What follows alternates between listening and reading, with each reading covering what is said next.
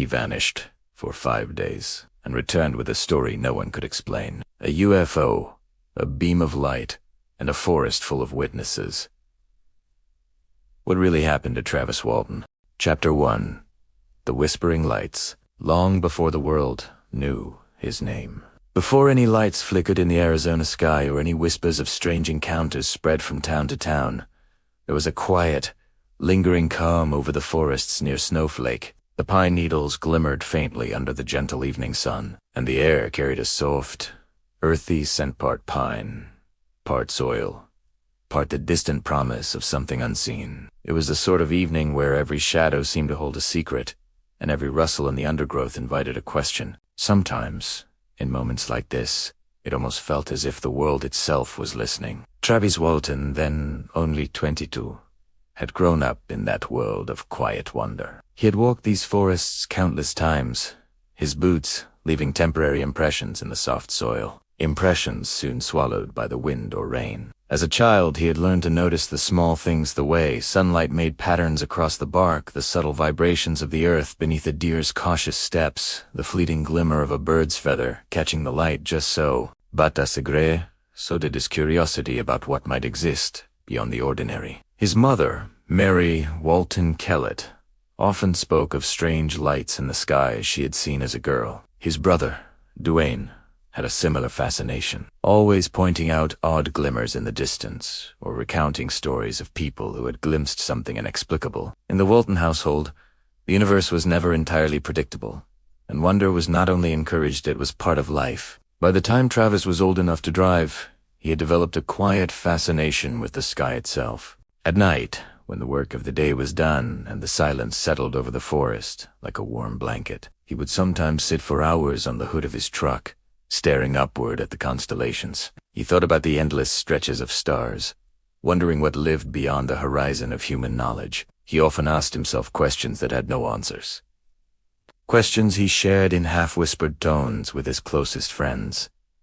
What is really out there? Could someone, somewhere, be watching us, just as we watch the skies? These thoughts lingered with him, a gentle hum beneath the ordinary rhythm of daily life. Travis's work as a logger had placed him among 6 other men, each carrying the quiet fatigue of long days spent among towering trees and rough terrain. Mike Rogers, his brother-in-law, led the crew, a man of patience and careful planning, yet quick to notice the smallest delay or misstep. The crew moved together like a rhythm, a pattern refined over months and years of shared labor, yet always aware of the deadlines looming over them. The Forest Service contract was strict.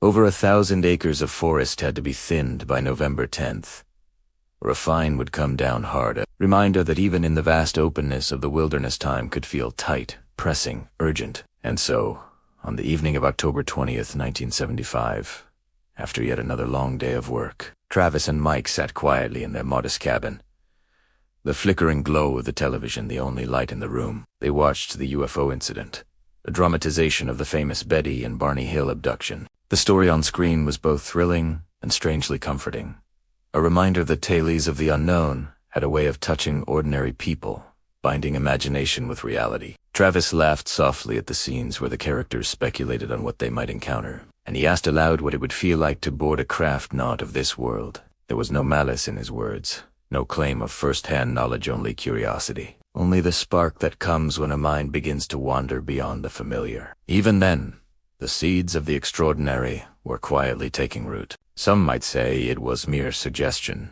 influenced by the images and stories on television. Others might say it was the natural stirrings of a mind predisposed to notice the faint shimmer of something extraordinary in an otherwise ordinary world. But whatever the cause, the stage was set. The forests of Arizona, vast and still, waited patiently for what was to come, their trees watching like silent sentinels, their clearings open to the unknown. As October faded into November, the days grew shorter and the nights colder. The logging crew continued its work, trudging through underbrush and fallen branches, chainsaws roaring in the deep calm of the forest. The work was back-breaking, yet necessary, and the forest itself seemed to hold a rhythm that was both soothing and unsettling, the way the wind passed through the branches. The sudden rustle of unseen animals, the occasional call of a distant owl, each sound, Each shift of shadow was noticed more keenly than by those who rushed through life unaware. It was as if the forest, in its endless patience, was preparing them for something just beyond sight. Something that would arrive not in whispers, but in light. The crew faced challenges beyond the natural elements. Their equipment sometimes failed.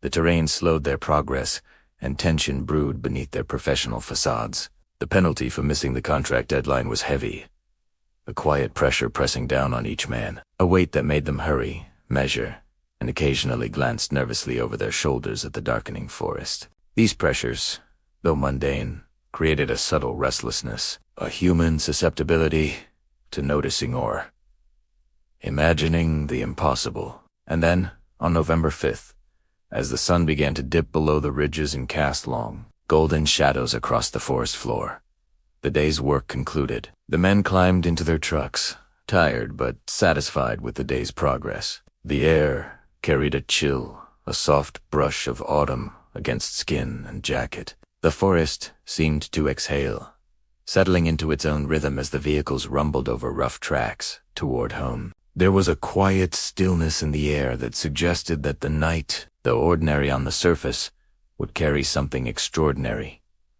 It was Travis who first saw the flicker, a soft, otherworldly glow in the distance, faint against the darkness of the woods. At first, it seemed like a reflection, perhaps the last rays of the sun glancing off metal. But as they drove closer, the shape became undeniable.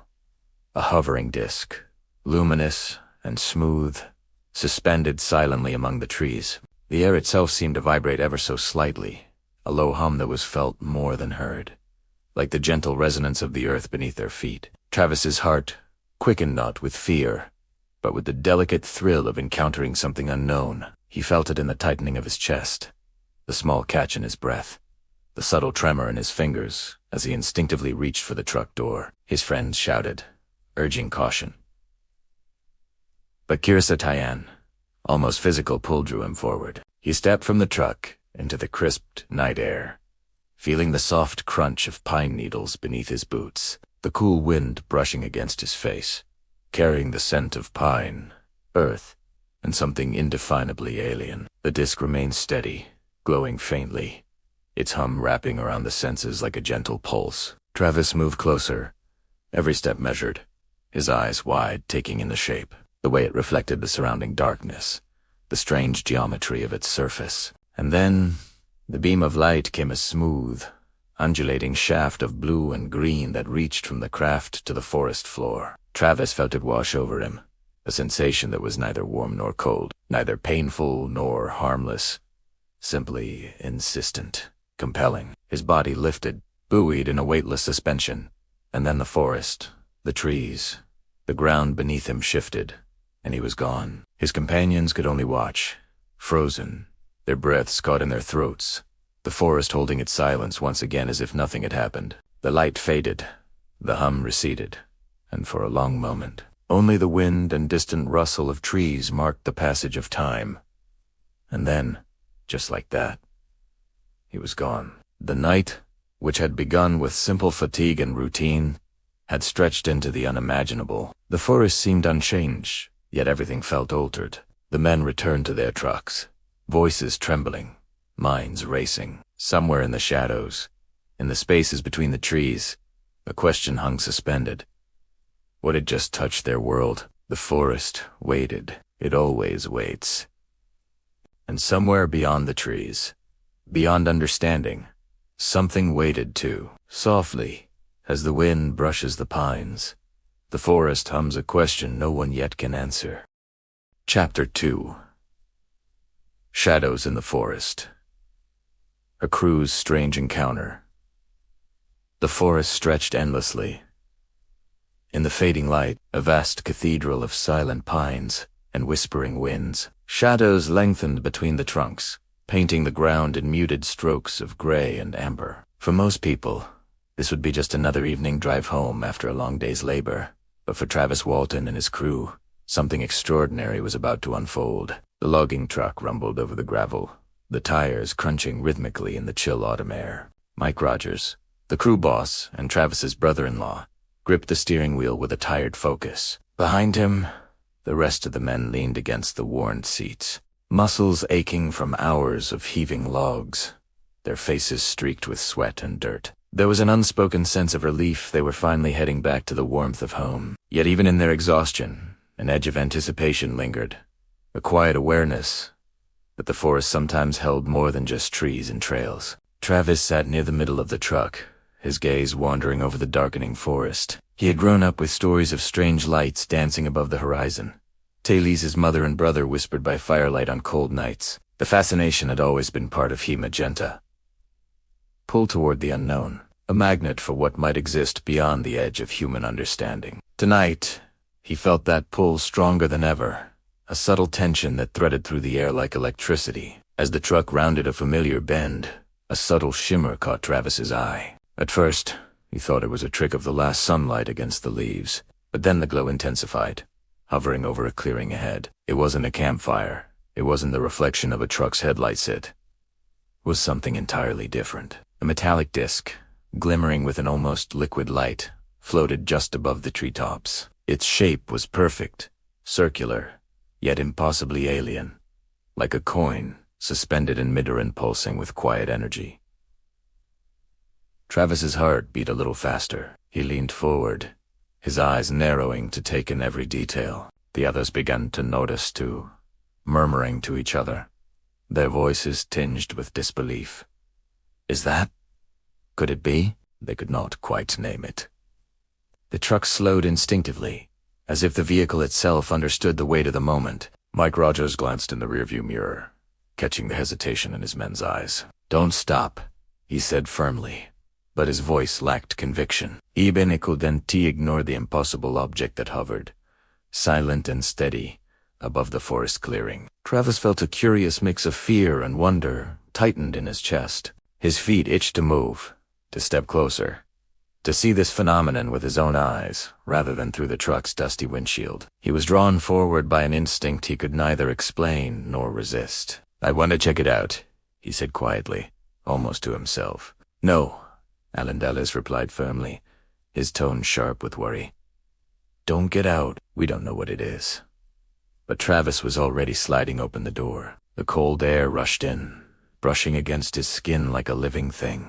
He stepped onto the gravel, boots crunching lightly, and moved forward, each step measured, cautious, yet purposeful. The others shouted warnings, voices cracking in fear, but he barely heard them. His focus narrowed to the hovering craft, its low hum vibrating faintly through the soles of his feet and into his chest.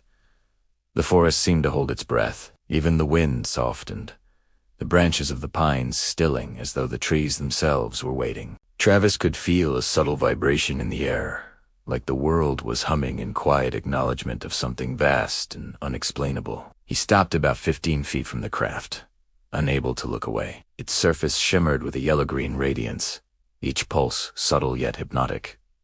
And then the beam struck. A shaft of blue-green light shot from the center of the disk, enveloping Travis. The sensation was immediate and overwhelming, a force lifting him from the forest floor with an intensity that stole the breath from his lungs. The trees blurred around him as he rose, and then he was thrown backward, landing hard on the gravel. Pain flared, then dulled into a numb disorientation. The men in the truck froze, mouths open in silent terror. Mike slammed the brake, his hands shaking, and the vehicle skidded to a stop. "Travis," someone shouted. But the clearing was empty, just the faint hum of the hovering craft, fading into the distance. A thick silence settled over the forest. Not a bird chirped, not a branch creaked. It was as if the world had paused, holding its breath alongside the men, who now stared at the empty space where their friend had vanished. Panic threaded through them, raw and jagged. Yet beneath the fear, a strange, almost reverent awe lingered. They had witnessed something beyond comprehension, something that defied every law of nature they had ever known. Mike's hands trembled on the wheel as he made a decision. "We've got to get out of here," he said, voice tight with urgency. The truck lurched forward, tires crunching over gravel. But the men's hearts were elsewhere, stuck in the clearing where Travis had vanished. A quarter-mile down the road, they stopped, eyes wide, breaths shallow. The reality of what had happened began to sink in. They turned back, drawn by a combination of fear, disbelief, and a desperate hope that somehow he might still be there. The forest seemed unchanged. No scorch marks, no footprints leading away, no evidence that a man had been lifted from the earth. Only the empty space where light had danced. Hours later, when the authorities arrived, the forest yielded nothing. Sheriff Marlin Gillespie and deputies scoured the clearing, following every possible lead. The cold bit at their hands. The wind tugged at their jackets, but they found no trace of Travis. Helicopters, dogs, volunteers, everything combed the area meticulously. Yet the forest held its secret, silent and unyielding, as though protecting the truth for another time, another telling. Back at home, the reactions were puzzling. Travis's mother suggested stopping the search, insisting quietly that her son was not lost on this earth. His brother Dwayne seemed calm, almost certain that Travis was safe, though no one could know where. The men of the crew, meanwhile, wrestled with disbelief, fear, and an annoying sense of helplessness. The forest had claimed its silence, leaving questions heavier than the night itself. As darkness deepened over the Arizona woods, the story of Travis Walton's disappearance began to ripple outward, reaching ears and eyes that would soon be captivated, skeptical, and haunted. Yet in that quiet expanse of towering pines and shifting shadows, one fact remained undeniable. The forest had witnessed something extraordinary, something that would linger in memory, conversation, and speculation for decades to come. And though Travis himself was gone from sight, the forest seemed to whisper, almost that this was only the beginning, that the ordinary world, with its rules and certainties, had just brushed against something entirely different, a presence just beyond understanding, a shadow among shadows, a light beneath the night. The men left the clearing that night with hearts heavy and minds racing. Every sound, the snapping of twigs, the rustle of leaves, the distant call of an owl seemed amplified, pregnant with the possibility of unseen things. Each glance over a shoulder carried the weight of wonder and fear intertwined. And somewhere, in the hush of the forest, the unknown waited, patient, eternal, and impossibly vast. The encounter left its mark not just on the memory of those who witnessed it, but on the very fabric of the place itself. Turkey Springs would never be just a remote forest clearing again.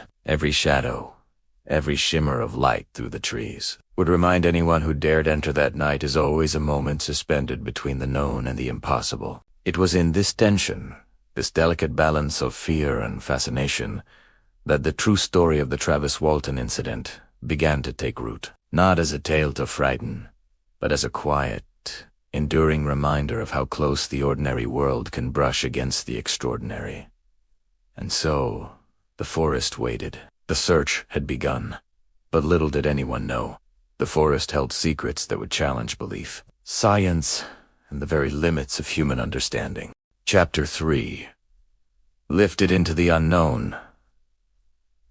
The moment Travis vanished, the night had grown deeper, the forest now a sea of shadow and silvered moonlight. Each tree stretched tall and solemn, their branches whispering softly in the cool breeze, rustling in a language older than any human memory. For Travis Walton, the ordinary world had already begun to feel distant. The forest floor, with its crunch of gravel and scatter of pine needles, felt strangely still, as if it, too, anticipated the impossible. He had stepped out of the truck with a mixture of caution and an almost irresistible curiosity, drawn by the glimmering disk hovering above the clearing. That simple motion, a single step onto the cold earth, would become the pivot on which everything else turned. The men in the truck called after him, voices tight with panic, but their words were swallowed by the vast silence that stretched between the pines. Travis's eyes locked on the craft. Its surface shimmered as if alive, rippling gently, casting soft, undulating patterns on the forest floor. There was no sound beyond the faint, low hum, vibrating deep in the chest, a resonance that made the hairs on his arms stand on end. He could feel it in his bones, in the pulse of his blood, in the very air around him. It was alien, yes, but also hypnotically calm, almost inviting. For a moment, he imagined reaching out, touching it, feeling the smooth, cold surface beneath his fingertips. His breath caught fogging in the chill air. The clearing seemed to expand, holding him in a private sphere, isolated from the truck, from the men, from the rules of the world he had always known. And then the light came, a beam, blue-green and impossibly precise, shot from the center of the craft. It struck him, surrounding him like liquid, lifting him from the gravel as though gravity itself had loosened its grip. His body rose as slow at first, then faster. The forest blurring beneath him. Leaves and twigs spun in a dizzying whirl, their patterns bending and stretching in ways that made no sense. Time itself seemed to bend. Each heartbeat stretched longer, each inhalation sharper. The men screamed, the sound cracking the night like a whip, but Travis could barely hear it. All that existed was the hum of the craft, the brilliance of the beam, and the strange, serene weightlessness that carried him upward. He flailed instinctively, hands scrabbling for something to grab, anything to anchor him to the earth. But there was nothing. The forest dropped away beneath him, replaced by an inky, star-speckled sky, and the wind became a chorus of whispers, brushing across his face and through his hair. He could feel his pulse in every nerve ending, in every fingertip, in every toe. Fear and awe mingled into a singular, acute awareness, a clarity that left him simultaneously terrified and utterly alive. The craft seemed to stretch, a vast, curved surface beneath the night sky. Its edges shimmered, faintly pulsing, like breathing skin. Travis noticed details he could hardly comprehend, hues that shifted in ways his eyes strained to capture, textures that seemed simultaneously solid and liquid. His mind raced, unable to categorize, yet accepting the impossibility without question. Below, the forest lay silent, the crew frozen in shock. They could only watch, hearts hammering, as their friend was lifted into the unknown. Each second felt like an eternity. Alan Dallas gripped the edge of the truck, knuckles white, while Mike Rogers tried to throttle the engine.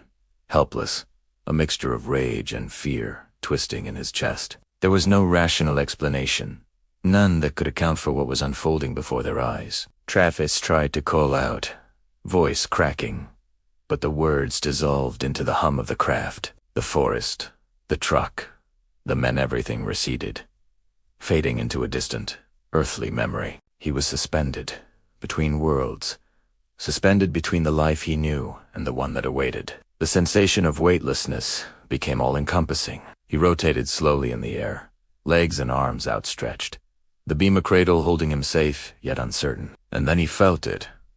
A pull, subtle at first, then insistent, like an invisible hand guiding him toward the craft. It wasn't violent.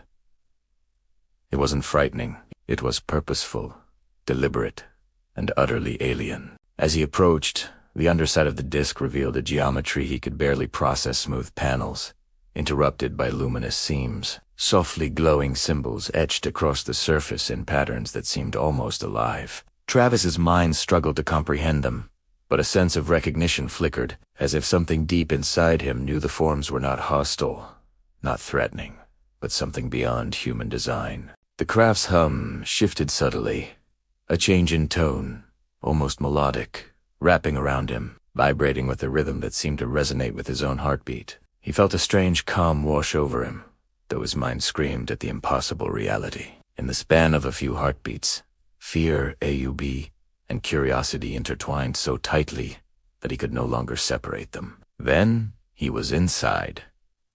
The beam released him gently, lowering him onto a surface smooth and impossibly cold. The room curved around him, walls luminous with soft, warm light that seemed to emanate from the very material itself. The air was fragrant, faintly sweet, carrying a quiet energy that made his skin tingle. The hum of the craft continued, omnipresent yet unobtrusive, like a living pulse. 3 figures appeared, small, humanoid, bold, their skin pale and almost translucent eyes, enormous and dark, absorbing the light around them. They wore suits that shimmered softly, a muted orange hue that caught the light in strange, subtle ways. Travis could feel their presence, not threatening, but attentive, almost curious in its own alien logic. Instinctively, he reached for the nearest object, an elongated glass cylinder, smooth and cold, something he could use if necessary. The figures paused, tilting their heads in a manner that seemed contemplative rather than aggressive. He gripped the cylinder tightly, heart hammering, muscles taut, and then, as if understanding his intent, they retreated a few steps, leaving him alone for a moment to collect himself. His gaze wandered. The room expanded, curving into spaces that seemed to defy geometry. Panels shifted gently, displaying patterns of light that seemed to narrate something he couldn't yet read. Another room beckoned, and with cautious steps, he moved forward, encountering taller beings 6 feet, fair-skinned, golden eyes, luminous, wearing deep blue uniforms and helmets that reflected the ambient light in soft, mirrored surfaces. Their presence was calm, measured, almost ceremonial. He followed them, as if pulled by the narrative of the craft itself. Each step resonated on the floor, each movement a rhythm in a silent choreography of light, sound, and space. The beings guided him to another chamber, this one filled with masked figures whose features remained hidden but whose intent seemed neutral. And then the world shifted again. A sudden blur, a wave of sensation, and Travis felt himself transported back into consciousness, lying on the highway near Heber, watching the craft rise silently into the distance. The forest, the clearing, the men, the truck, they were all still there, unchanged yet somehow forever different. The sky held its stars in serene witness, and the forest below whispered once more in its timeless language. Travis Walton had crossed the boundary between the known and the unknown, and though he would return, though his body would once again walk the earth, a part of him remained suspended in that luminous, curved space between worlds, and the forest waited, as forest, though holding its secrets close, allowing only the briefest glimpses of the impossible to touch human lives, leaving questions and wonder in their wake. He had returned to the earth, but the forest and the craft had left a mark that would linger in memory, curiosity, and the very fabric of the night itself. Chapter 4. The crew's testimony. Witnesses' fear and loyalty. The forest had returned to its quiet rhythm, yet the echoes of that night lingered like a low, persistent hum. Beneath the tall pines, the 7 men: Alan Dulles, John Goulet, Kenneth Peterson, Dwayne Smith, Steve Pierce, Mike Rogers, and the missing Travis Walton had once again gathered, though one of them was now a ghost of what he had been. Travis had returned, but the forest, the night, and the hovering light had left an indelible mark on each of them. The leaves whispered differently now.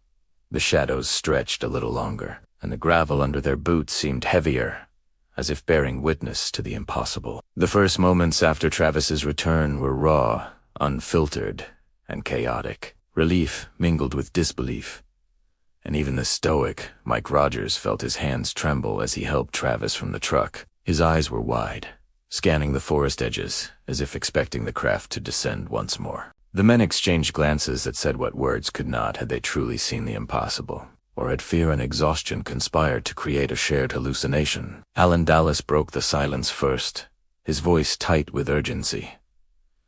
"Travis, are you okay?"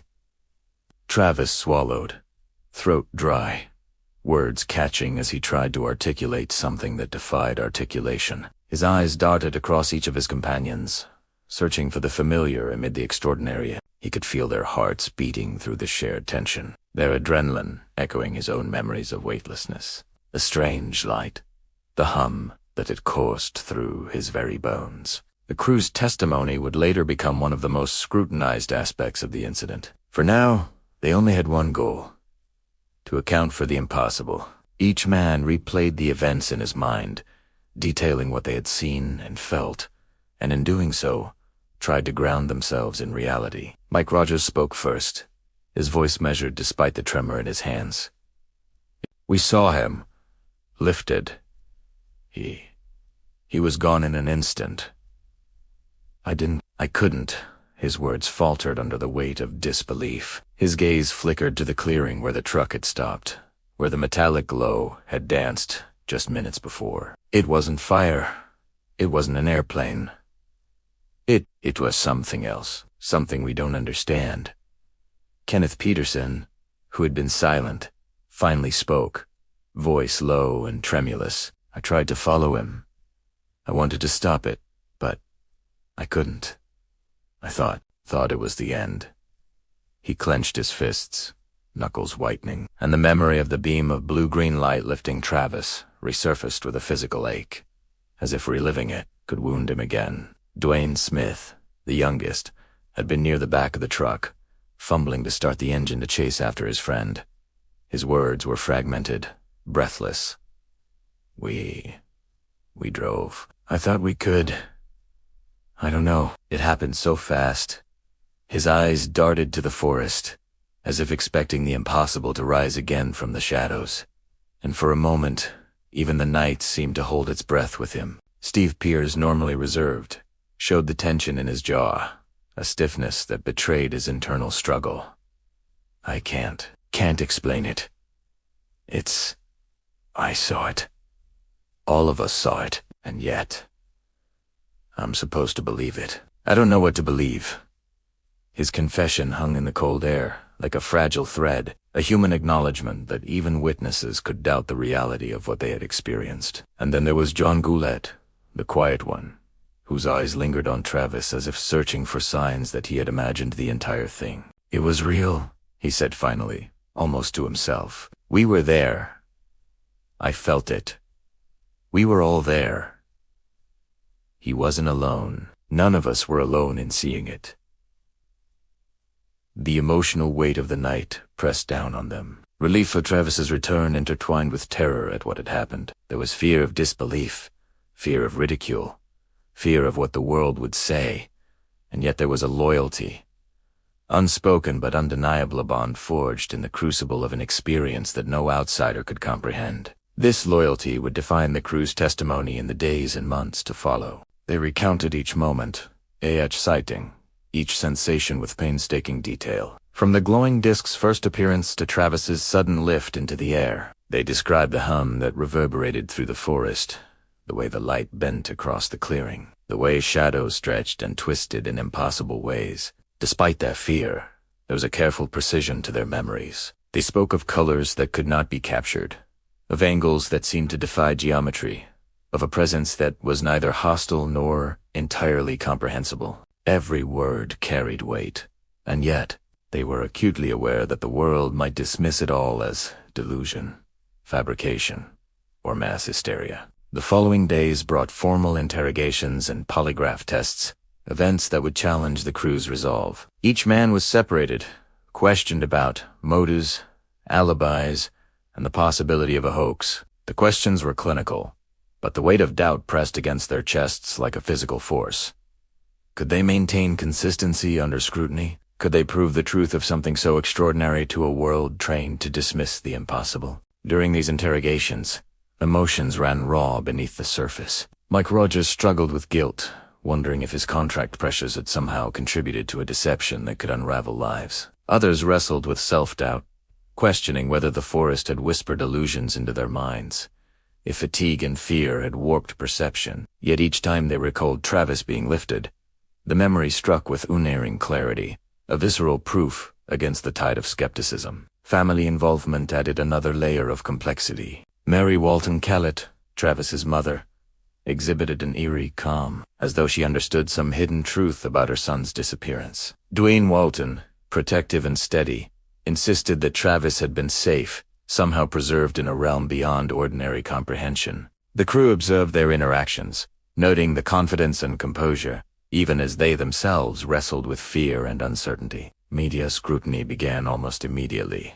Reporters, journalists, and photographers descended upon the remote Arizona towns, eager for sensational accounts. Every word the crew spoke was analyzed, dissected, and broadcast to a world hungry for mystery. And yet, in these moments, the men clung to one another, to the shared understanding that their story was rooted in experience, not fabrication. They had seen the impossible, and that truth, however unverifiable, was theirs alone to carry. Even amid public pressure, their bond grew stronger. Late nights in small diners, whispering recollections over lukewarm coffee, reinforced a shared reality.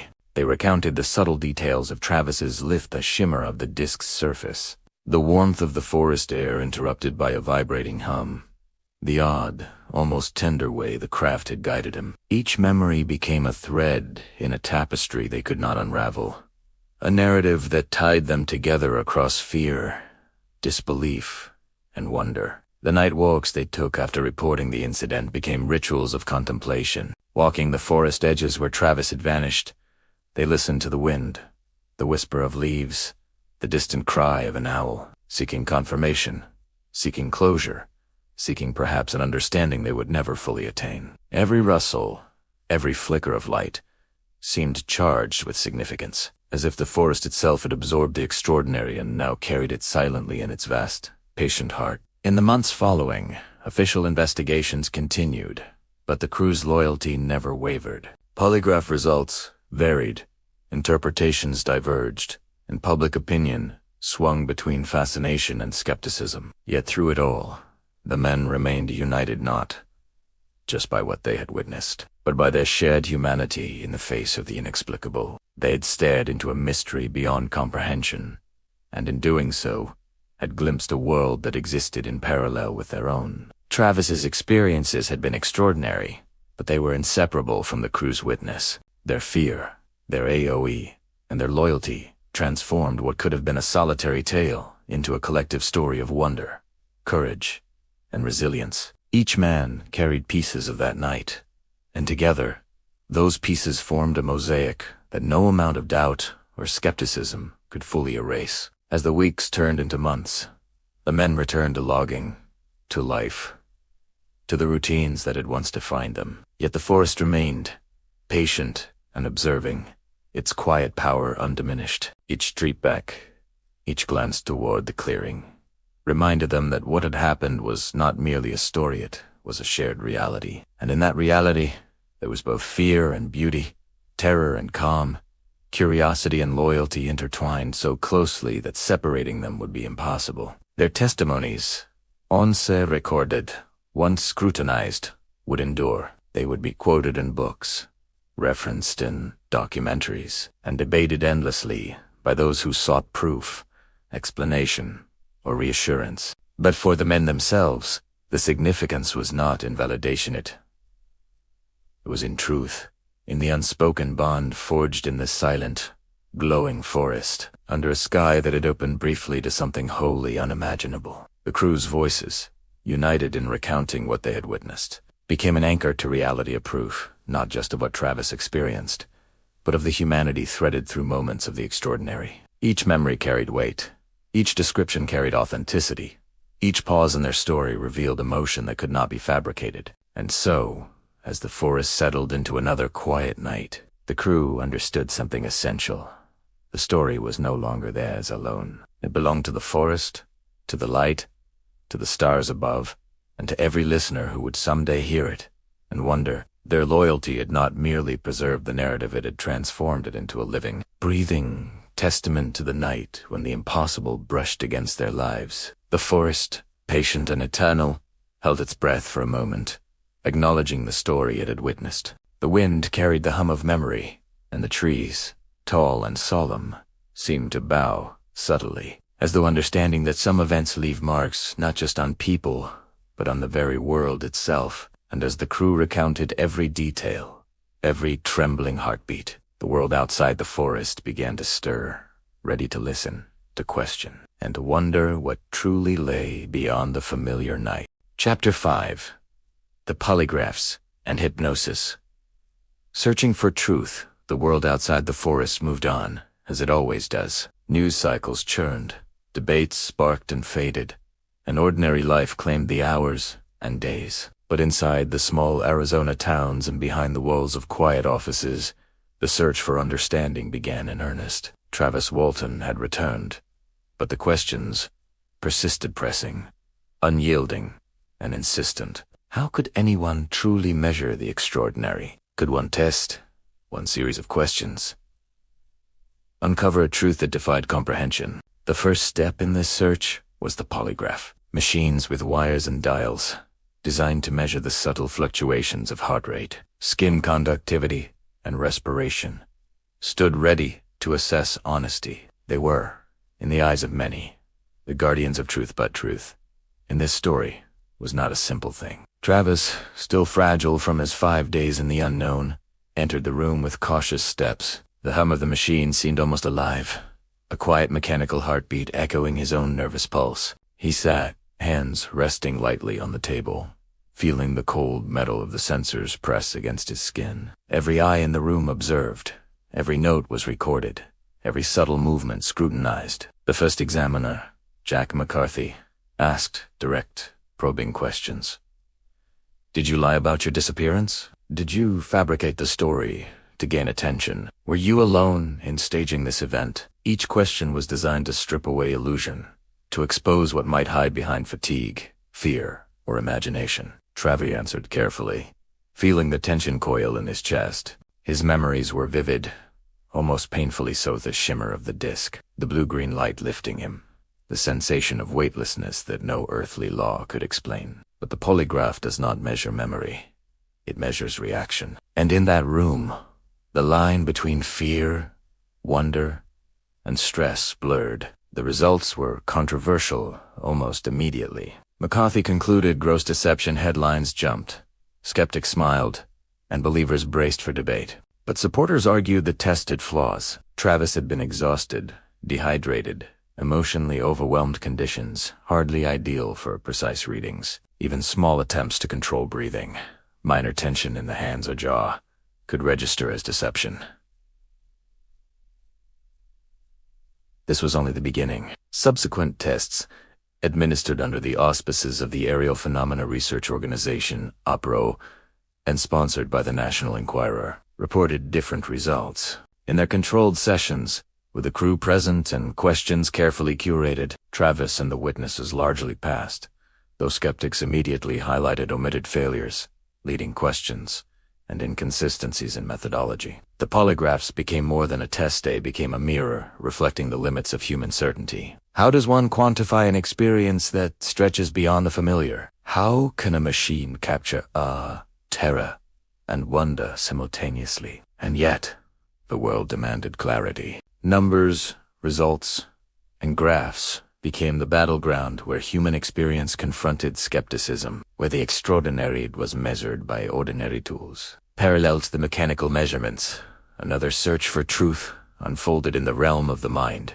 Hypnosis sessions, led by researchers like James Harder, opened the door to memory in a different way through suggestion, focus, and guided recall. Travis, still grappling with the intensity of his recent ordeal, lay back in the dimly lit room, the soft hum of the lamp and the distant murmur of voices coaxing him deeper into recollection. Under hypnosis, he revisited the impossible, the curved, glowing interior of the craft, the beings that moved with precise, silent intent, the control panels filled with incomprehensible symbols, the sensation of being observed yet untouched. The sessions were slow, deliberate, each word a gentle nudge into the corners of memory. He recalled the smaller humanoids, bold, pale-skinned, with large, brown eyes and small, fetus-like features. Their orange suits glimmered faintly in the craft's ambient light, each movement deliberate yet strangely fragile,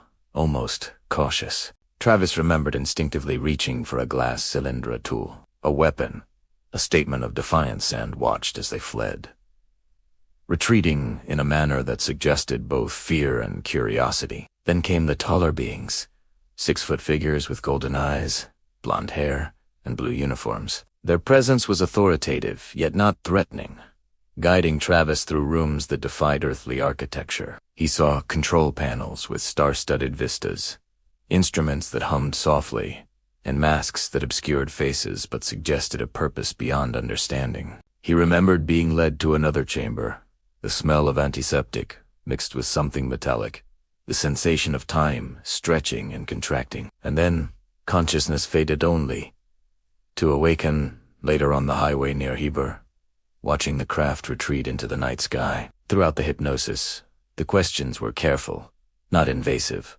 allowing memories to emerge rather than forcing them. Critics argued that suggestion could create false recollections, that the mind under duress might invent details to satisfy expectation or pressure. Believers countered that the precision of the descriptions, the emotional depth, and the consistency across multiple sessions and witnesses suggested authenticity beyond fabrication. The juxtaposition of polygraphs and hypnosis highlighted a paradox. One sought truth through external measurement, the other through introspection and memory. Neither could offer absolute certainty, yet both revealed facets of a reality that refused to be constrained by human expectation. Each beeping monitor and each gentle voice guiding Travis further illuminated the chasm between the known and the unknowable. Medical examinations ran alongside these efforts. Doctors documented a puncture mark on his elbow, unusual ketone levels inconsistent with prolonged starvation, and signs of disorientation that could not be fully explained. Each finding, small yet persistent, became a thread in a complex tapestry of evidence, reinforcing the tension between what could be proven and what could only be believed. The community, too, was drawn into the search for truth. Neighbors, co-workers, and curious onlookers watched the unfolding events with a mixture of awe and doubt. Newspapers ran stories dissecting every detail.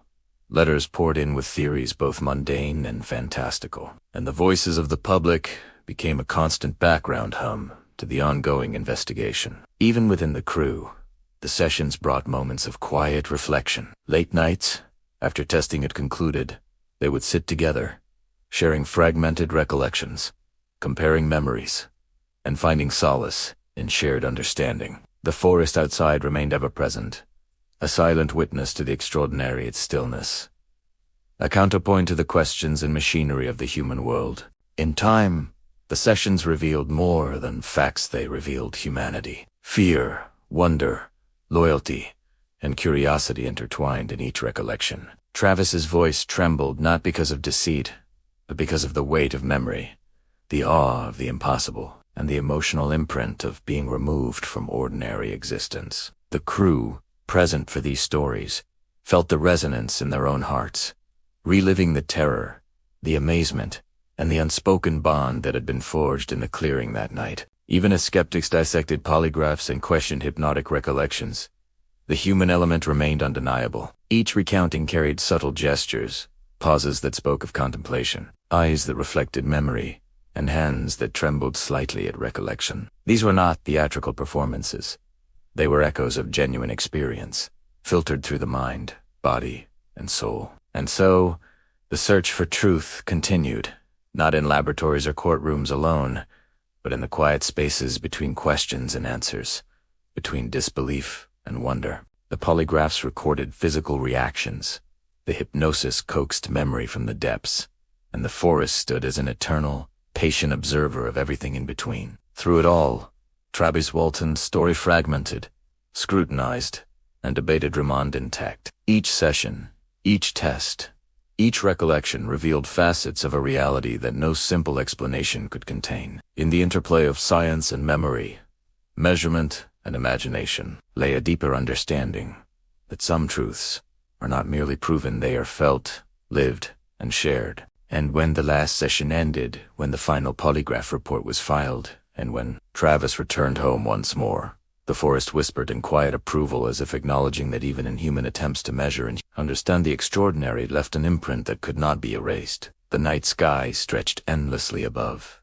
the stars faintly shimmering, and the memory of the blue-green beam lingered in the hearts of those who had witnessed it. The search for truth was not over, and perhaps it never would be, but through polygraphs and hypnosis, through study and scrutiny, the essence of the eventophere, the AW, the loyalty, and the wonder had been captured, carried forward in the minds and hearts of those who had lived it. And in that quiet acknowledgement, the line between the known and the mysterious blurred, leaving a story that was at once tangible and ethereal, real and dreamlike, impossible to dismiss entirely. As machines hummed and memories unfolded, the world watched, waiting for proof, but some truths can only be felt, not measured.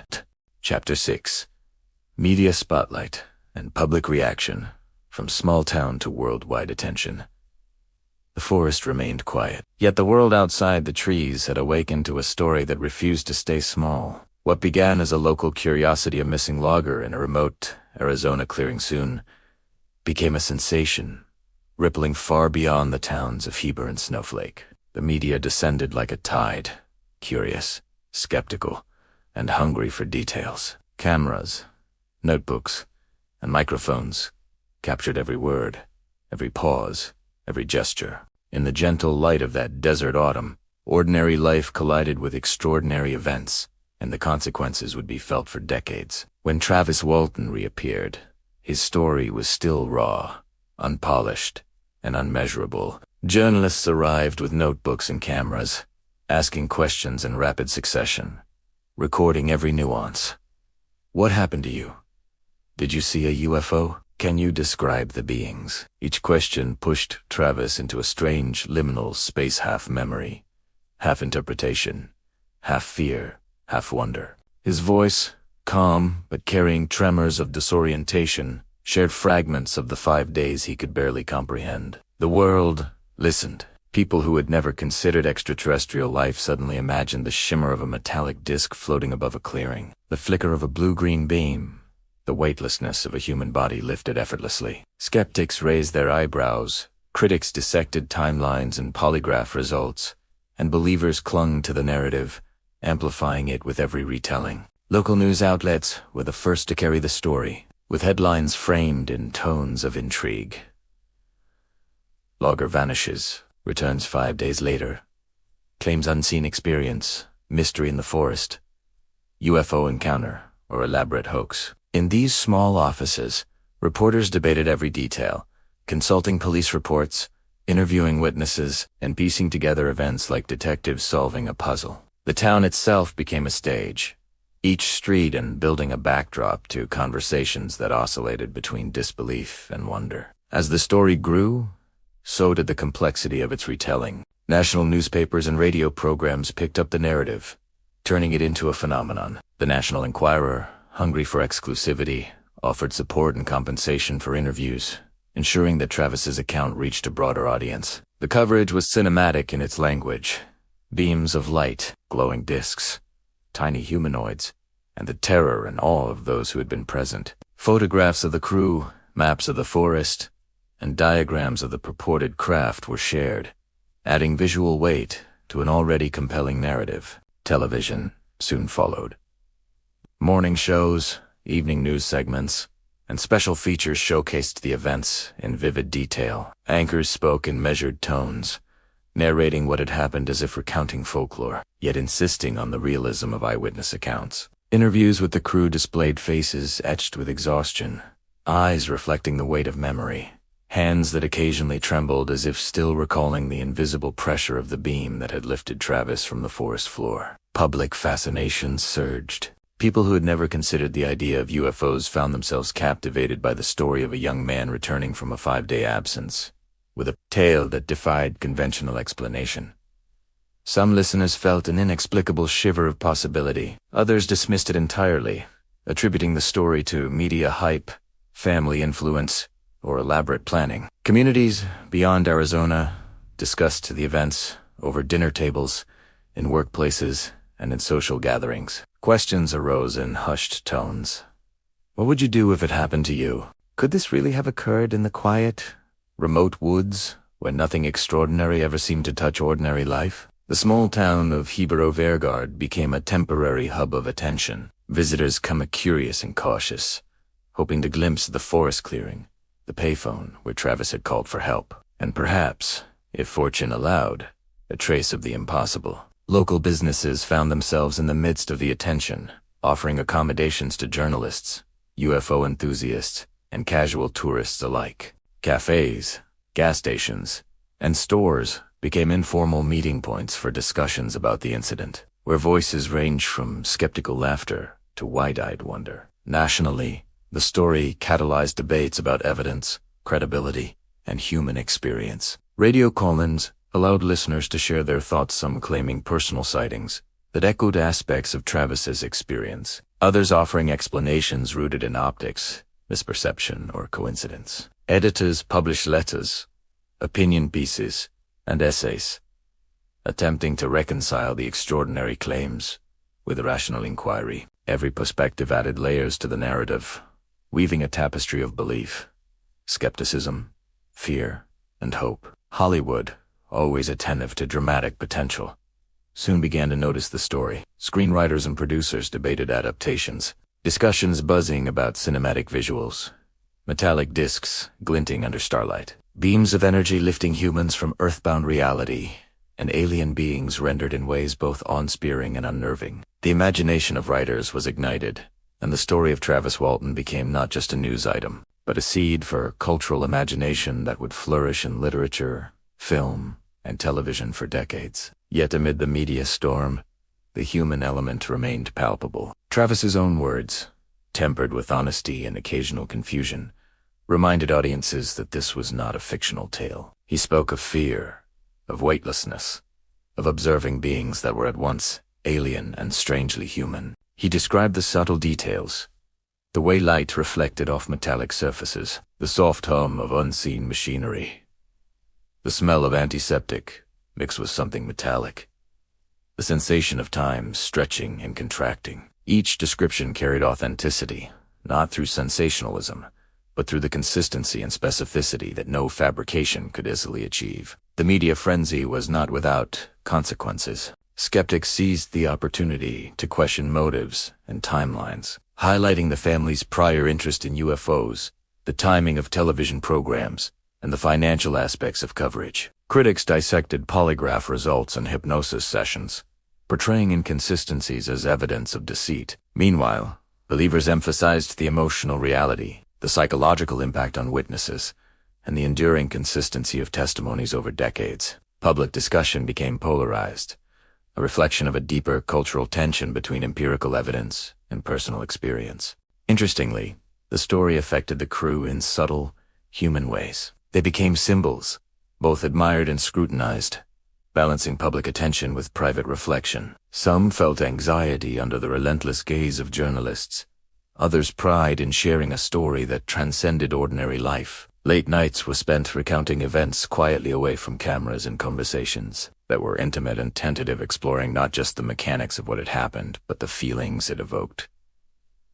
The disbelief, the awe, the persistent question of why me, and how could this be real? Meanwhile, the forest waited silently. The clearing at Turkey Springs, unchanged yet subtly marked by human curiosity, became a site of pilgrimage. Visitors left small tokens, a folded note, a stone arrangement, a quietly whispered acknowledgement that something remarkable had occurred here. The trees themselves, ancient and patient, bore witness to the story, their leaves rustling in the wind as if acknowledging the tension between human perception and the extraordinary. The media's role in the story was paradoxical. On one hand, they amplified attention, inviting scrutiny, skepticism, and sometimes ridicule. On the other, they immortalized the events, providing a platform for testimony, for discussion, and for reflection. Without newspapers, radio, and television, the story might have remained a local anecdote, fading with the seasons. Instead, it became part of a broader cultural consciousness, a reference point for conversations about the unknown, the extraordinary, and the limits of human understanding. As attention grew, so too did the mythology surrounding the incident. Speculative diagrams of the craft appeared in print, sometimes overlaid with imagined alien anatomy, sometimes reduced to abstract shapes and mysterious lights. Artists, inspired by descriptions, sketched the humanoids with their pale skin, large eyes, and quiet authority. Even inaccuracies carried weight, as each interpretation fed the cultural imagination, turning an event in a forest into a story that spanned the nation and eventually the world. But beneath the spectacle, the core remained intact. 7 men who had witnessed something that challenged reality. One young man who had disappeared for 5 days and returned with a story that defied comprehension. The media, with all its noise, could amplify, dissect, and dramatize, but it could not erase the quiet, persistent truth of the lived experience. Travis Walton became more than a name in a headline. He became a symbol of human curiosity, of the tension between belief and skepticism, of the wonder that persists even in the face of doubt. The forest, the beam of light, the craft, and the beings these became anchors in a story that reached far beyond Arizona. The world watched, debated, and imagined, all while the forest itself remained patient, unchanging, timeless, and slowly, His days turned into weeks, weeks into months. The story settled into the collective imagination. It was no longer just a news item. It became a narrative. People returned to in thought, in conversation, and in quiet contemplation. It raised questions that would persist for decades. What is possible? What can we trust? And how much of the universe remains unseen, hovering just beyond perception, waiting for someone curious enough to notice? The media's spotlight was relentless, but it also illuminated something essential, that humans are storytellers by nature, seekers of patterns, interpreters of the extraordinary. Travis Walton's story was more than his own. It became a shared experience, a catalyst for imagination, speculation, and wonder. And in that shared experience, something remarkable happened. The story of one man in one forest became the story of anyone who has ever looked up at the night sky and wondered what might be out there unseen and untouched. Even now, decades later, the headlines and broadcasts from that time continue to resonate. They remind us that when the ordinary meets the extraordinary, the world listens. The news may fade, the radio segments may be lost, and the cameras may fall. Silent, but the memory of curiosity, fear, and wonder lingers, echoing in the quiet moments between dusk and nightfall. The media, in its many forms, brought the story to life. But it was the human experience, the lived memory, and the quiet awe of 7 men in a forest that ensured it would never be forgotten. And in that realization, the world glimpsed a truth far older than technology, far deeper than headlines. Some stories are meant not just to be told, but to be felt, remembered, and passed along gently, hypnotically, and endlessly. The world had seen the story, debated it endlessly, but as attention swirled, the deeper currents of belief and wonder were only beginning to ripple. Chapter 7.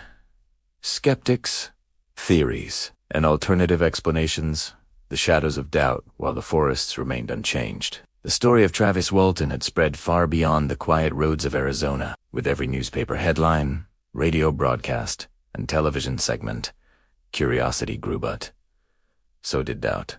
For every believer enthralled by the tale of the glowing craft and the young man lifted into the unknown, there was a skeptic questioning timelines, motives, and the human tendency to see what we hope or fear to see. And as the story entered public consciousness, it was inevitably met with the shadowed dance between wonder and suspicion. Skeptics approached the tale as detectives in a world of ambiguity. They pored over every detail, examining police reports, weather conditions, and even the geometry of Turkey Springs' remote clearing. Their focus was meticulous. Could a spotlight from the nearby Gentry Fire lookout tower have created the illusion of a hovering disk? Might the forest itself, with its shifting shadows, moonlight, and mist, distort perception? Could adrenaline, fatigue, or the shared excitement of a logging crew at the end of a long day amplify a fleeting light into something extraordinary? Philip Houghton-Class, one of the most vocal skeptics, framed the case with careful reasoning. He suggested that the logging contract created pressure on the crew, and that the potential financial penalty could have been a motive for staging a story that would both work and inspire attention. He examined the timing of the television broadcast of the UFO incident, noting its uncanny proximity to the events of October 20th, and suggested that it could have influenced imaginations, planting seeds for later fabrication. The skeptic's approach was systematic, almost clinical, seeking patterns and rational explanations to counter the extraordinary narrative. Polygraphs became a central point of discussion. Skeptics highlighted that some members of the crew failed certain tests, that leading questions were asked during others, and that the conditions of testing were far from ideal. Polygraphs measure stress, not truth, they argued. The very human reactions to pressure, fatigue, or fear could easily mimic deception. And skeptics used this to question the reliability of the evidence. When Travis himself failed a later polygraph in 2008, skepticism seemed vindicated proof. They claimed that the story might not be as it appeared. Other alternative theories emerged. Robert Schieffer proposed that a spotlight from Gentry Fire lookout tower, reflecting through the trees and onto mist or fog, could account for the luminous, hovering object. Shadows and light can deceive even the most experienced eyes, he argued. especially in the unpredictable terrain of the Apache-Sitgreaves National Forest. Every detail of human perception, the way eyes adjust at dusk, the tendency for the mind to fill gaps with expectation. The ripple of panic in a group could create a memory that felt real, but was shaped by circumstance. The 2021 moment added another layer to the debate. Mike Rogers, the crew boss and Travis's brother-in-law, recorded a brief confession, suggesting that the abduction might have been staged. The word sent shockwaves through both camps. Headlines screamed hoax confession, and skeptics found new ammunition. But within days, Rogers retracted the statement, citing emotional manipulation, guilt, and reconciliation with Travis. The public was left to weigh the confession against the retraction, unsure where truth ended and human complexity began. Skeptical theories weren't purely cynical. They were often rooted in empathy for the human mind. Psychologists noted that under stress, memory can become malleable, blending imagination with reality. Group psychology could play a role. The collective belief of a team of 7 men could shape individual memories, creating a consistent narrative that might not be literally accurate. Suggestibility, combined with prior interest in UFOs, offered a plausible mechanism for a story that was internally consistent, yet externally extraordinary. Yet skepticism alone could not entirely explain certain details. The puncture mark on Travis's elbow, the unusual ketone levels in his urine, and the disorientation observed upon his return resisted easy categorization. Even skeptics admitted that while these details were mysterious, they did not necessarily confirm extraterrestrial involvement. They lingered questions left unanswered, challenging the neat explanations that rational thought demanded. Media attention played a dual role in the shadows of doubt. Every article, broadcast, and photograph became a lens through which the story could be analyzed, scrutinized, or sensationalized. Sensationalism sometimes fed skepticism, with headlines emphasizing controversy, inconsistencies, or dramatic interpretations. Yet it also preserved memory. Without newspapers, interviews, and recordings, the minutiae, the timing of the disappearance, the exact words spoken by the crew, the layout of the clearing might have vanished with the passage of time. Both believers and skeptics relied on these accounts to build their cases, highlighting the media's paradoxical role as both amplifier and filter of truth. The human element, as always, was central. Crew members reflected privately on the events, weighing disbelief, memory, and emotion. They revisited moments in the forest, the sudden glow of the disk, the hum that seemed to vibrate through the ground, the feeling of something impossible brushing against reality. They shared recollections quietly, testing one another's consistency, validating experiences, and grappling with the gulf between what they knew they had seen and what the world might accept as plausible. The tension between private certainty and public scrutiny created a delicate balance,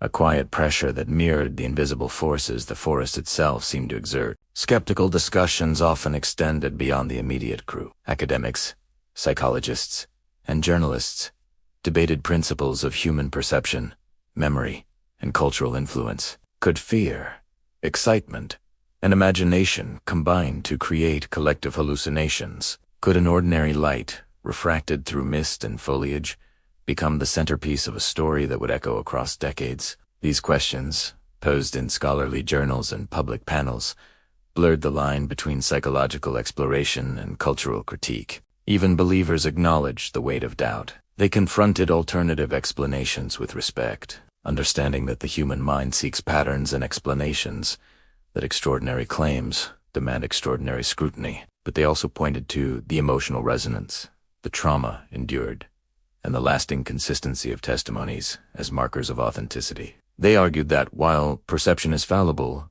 the raw experience, the fear, the AOG, the uncertainty cannot be fabricated entirely. The forest remained the ultimate arbiter. Each tree, each shadowed clearing, and each whispering breeze held silent testimony. It was untouched by human interpretation, unaffected by speculation. The clearing at Turkey Springs, where beams of blue-green light had once lifted a man into the unknown, awaited the next observer, patient and immutable. Intisciet, the forest seemed to say. The truth is not always in the explanation, but in the witness, the experience, and the lingering sense of possibility. As debates raged, the narrative gained depth. Skeptics sharpened their questions. Theorists crafted alternative scenarios, and believers stood firm in their convictions. Discussions in coffee shops, lecture halls, and online forums often revolved around nuance.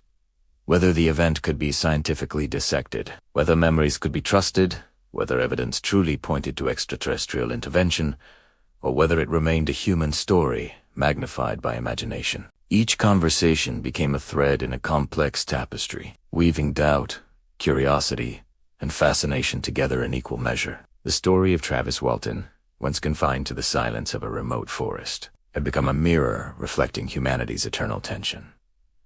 The desire to understand, the need to believe, and the persistent question of what lies just beyond perception. Skeptics, theorists, and believers alike contributed to the richness of the narrative. Each perspective, whether analytical or imaginative, became part of the shared consciousness, expanding the story far beyond its initial occurrence. And so, while the media cycled through headlines and academics debated in journals, the public continued to wrestle with wonder and doubt. Every retelling prompted a personal question. If you were there, would you see what Travis saw? Would you believe, or would your mind search for rational explanation? Could the extraordinary coexist with the mundane, leaving you suspended between certainty and possibility? The shadows of doubt, in their quiet insistence, enhanced the story rather than diminished it. Skeptical eyes forced precision, encouraged analysis, and reminded observers that belief alone does not equal truth. Yet, paradoxically, these same shadows underscored the very mystery they sought to dispel, drawing attention to the details that resisted simple explanation: the puncture, the ketones, the disorientation, the forest itself. In the end, the story balanced delicately on a scale of human perception, media amplification, and the ever-present tension between wonder and reason. Skeptics and theorists cast long shadows over the narrative, but they could not erase the memory of what had occurred, nor the emotional truth that lingered in the hearts of the crew and those who listened with care. The forest remained patient, the clearing unchanged, and the light, real or imagined, still echoed faintly in memory, inviting questions that had no easy answers. The Travis Walton incident, refracted through doubt, media, and cultural imagination, became a story that was never fully owned by any one perspective. It existed simultaneously in belief and skepticism, in awe and analysis, in headlines and whispers. It was, in every sense, a living story, one that moved, evolved, and persisted, challenging all who encountered it to look beyond certainty and into the subtle, enduring glow of possibility. Even as skepticism cast long shadows, the echoes of wonder and the whispers of the forest hinted that more revelations were still to come. Chapter 8. Witness Experiences and Emotional Aftermath. The human story, the forest, still an eternal, seemed to hold its breath after the events of November 5th, 1975. Yet while the trees whispered and the wind carried secrets through the needles and leaves, the 7 men who had been there carried an entirely different kind of weight, the weight of memory, fear, AUB, and an experience that would change their lives forever. Travis Walton had returned, but the other still witnesses, who had driven the logging truck, who'd felt the thrum of the strange craft through their bones, who had seen their friend lifted and vanish into the unknown, could never forget the shock, the panic, and the ineffable strangeness of that night. Each of them carried a story inside, private yet intertwined with the others, creating a tapestry of shared experience that was both intimate and impossible to fully explain. In the first moments after Travis's disappearance, the forest seemed to stretch endlessly around them. The cold night air clung to skin and clothing, frosting their hair and eyelashes. Mike Rogers gripped the steering wheel with trembling hands, heart racing, mind spinning with impossible possibilities. Around him, the crew whispered and argued. Tension and fear knotted into every word. "We have to go back," one said. "We can't just leave him out there," another insisted. And yet, every step toward the clearing felt like stepping into a dream war. A nightmare where reality itself had blurred. For the witnesses, disbelief was immediate and visceral. Eyes darted between the shadows of the trees and the place where Travis had been lifted. The blue-green beam of light lingered in memory, not just as a visual phenomenon, but as a sensation that reverberated through their bodies. Some described it as a tingling, others as a sudden weightlessness, a pull that seemed almost magnetic. Every detail, its brightness, the hum that filled the air, the impossibly smooth surface of the disc was etched into memory with startling clarity. In the days following the disappearance, those memories were punctuated by anxiety, doubt, and the relentless questioning of others. Friends, family, neighbors, and authorities all asked the same questions. What happened? Where is he? Did you see it clearly? And the crew answered, as best they could, each man grappling with the mixture of certainty and uncertainty that had become their constant companion. Sleep was elusive. Dreams became another battlefield, blending memory and imagination. Some saw flashes of the craft in their dreams round, glowing, hovering silently above the forest floor. Others dreamed of Travis, suspended in a strange light, arms outstretched, expressions of fear and wonder frozen on his face.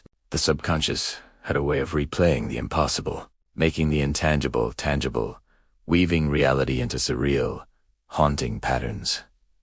Emotion was raw, exposed. Mike Rogers carried guilt, a heavy sense of responsibility, questioning every decision he had made in the moments leading up to the event. Could I have stopped it? He asked himself in the dark. Should I have told him not to approach? The answers were elusive, like shadows slipping through fingers. Other crew members wrestled with terror, fear that they had been complicit in something they could not fully comprehend, and relief that Travis had returned intact, but changed. The public eye added another layer of pressure. Journalists came, pens poised, and recorders running. Photographers clicked cameras that seemed to capture more than just images. They captured the tension, the unspoken questions, the subtle tremor of a hand that refused to let go of a truck door or a hat. Every retelling felt like peeling back layers of experience, exposing raw nerves to the world. The crew, who had faced the wilderness with axes and trucks, now faced an equally daunting terrain of human curiosity and scrutiny. Travis, in his own way, carried the weight of trauma differently. Days alone, uncertain of reality, separated from the familiar warmth of the forest and the human touch of his friends, had left their mark. The first moments upon returning were disorienting. The world simultaneously familiar and strange. Every sound, cars on the distant highway, voices calling his name. The scrape of boots on gravel was amplified, charged with a tension that no one else could feel. And yet, amidst confusion, there was relief. He was alive. He was back. And slowly, he began to process the surreal experience he could barely put into words. The interactions between the crew were quietly transformative. They had shared a moment outside the ordinary, a brush with the impossible that few others would ever comprehend. Bonds deepened, even as the normal rhythms of life tried to assert themselves. Each glance across the truck cab, each subtle nod in conversation, was a tacit acknowledgement of shared experience, a silent recognition that something extraordinary had happened and that they were alone in holding that truth. Emotional aftermath unfolded over months and years, not in dramatic moments, but in quiet reveries, late-night conversations, and private reflections. Fear evolved into a contemplative awareness of how fragile human perception could be. Anxiety softened into a form of respect for the unknown, a recognition that the world might hold more than could ever be measured, quantified, or explained. And curiosity, always curiosity, remained sometimes playful, sometimes aching, but never fully satisfied. One witness later described the subtle ways the experience altered daily life. I noticed colors differently, he said. The light at dawn felt sharper, the shadows deeper. Sounds seemed to carry further, and at night, I'd pause when the wind shifted, half expecting something impossible to appear. Another recounted a newfound caution in approaching the unknown, tempered with awe. Even as skepticism crept in, there remained a lingering sense that the forest held more than wood and stone, that it held echoes, moments, and memories invisible to the unobservant eye. Family members, too, were drawn into the emotional aftermath. Mary Walton Kellett and Dwayne watched the unfolding media storm with concern and protective instincts. Their calm presence, which some interpreted as unusual, was in fact a quiet shield, an attempt to provide stability amid a maelstrom of external fascination and internal confusion. The family's support allowed Travis to navigate the delicate balance between reliving trauma and reconstructing his life. After 5 days, suspended between the known and the unknowable, therapeutic attempts, including counseling and guided reflection, helped the crew confront lingering stress. PTSD, subtle yet persistent, manifested in nightmares, heightened startle responses, and occasional disorientation in low-light conditions. But the processing of experience, shared openly among trusted peers, allowed a slow, steady reintegration into daily life. Over time, fear was replaced with measured acceptance. Curiosity remained unquenched, and the extraordinary event became part of the quiet texture of memory, like a shadowed corner of the mind that one visits when alone in thought. Stories of their experience began to ripple outward, carefully told at first to close friends, then to journalists, and finally in publications and interviews. These retellings were measured, thoughtful, and infused with emotion capturing not only the events themselves but the human reactions to them. The rush of fear, the quiet courage in stepping forward, the bond between friends tested in extraordinary circumstances. Witness narratives, layered with introspection and vulnerability, became an essential part of the Walton story. And yet, amidst all reflection, there remained the ineffable elementa, part of the story that no analysis could fully capture. It was the sense of the forest holding its breath, the memory of light that felt alive, the weight of possibility pressing gently against consciousness. No photograph, report, or testimony could replicate the sensation of standing where the event had unfolded, feeling the quiet hum of the earth beneath your feet, knowing that reality can sometimes stretch beyond expectation. In the silence between recollections, the witnesses learned a subtle truth. The emotional aftermath of extraordinary experience is not linear. It ebbs and flows, sometimes surfacing in quiet moments, sometimes triggered by unexpected reminiscences of light in the distance, a particular sound in the wind, a shadow crossing the trees. These moments did not demand belief or skepticism. They simply existed, reminders of the boundary between the familiar and the extraordinary, the ordinary and the incomprehensible. Over the decades, each witness carried this story in their own way. Some shared it widely, participating in interviews, documentaries, and conferences. Others guarded it quietly, speaking only to those who sought understanding without judgment. Yet all remained connected by the subtle, invisible threads of shared experience. The memory of Travis lifted, the glow of light on the forest floor, the quiet hum that seemed to pulse beneath the world itself. The human story, in its full depth, was as much about the forest, the clearing, and the craft, as it was about courage, curiosity, and resilience. Each witness had confronted fear, embraced uncertainty, and learned to navigate the delicate space between awe and analysis. They had been part of an event that defied ordinary explanation, and in the process, they had discovered not only the limits of understanding but the vastness of human perception, imagination, and connection. In the end, the emotional aftermath was not simply a record of trauma or skepticism, but a meditation on human experience. It was a story about how ordinary people respond when the extraordinary touches their lives, how bonds are strengthened, fears confronted, and perspectives transformed. And as the forest continued its quiet, timeless existence, the witnesses carried forward, holding both memory and possibility, forever changed, forever connected. As the echoes of personal experience settled, the story's ripple extended outward, drawing attention from curious minds, researchers, and those seeking to understand the inexplicable. Chapter 9. Polygraphs, hypnosis, and investigative science.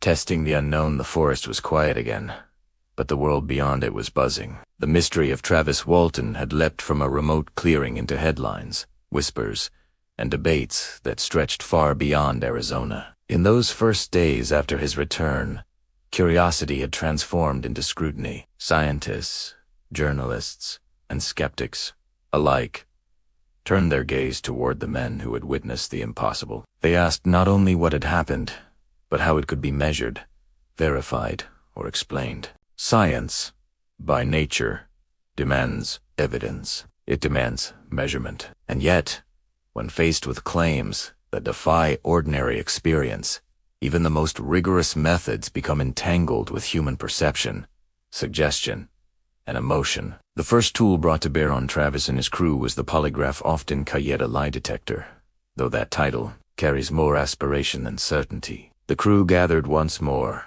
nerves taut and bodies restless, as the Arizona Department of Public Safety examiner, C.I. Gilson, prepared his equipment. The questions were simple, yet heavy with implication. Did you harm Travis Walton? Were you involved in his disappearance? The answers, whispered into the cold air, carried weight far beyond the immediate moment. 5 of the 6 crew members passed with clear results.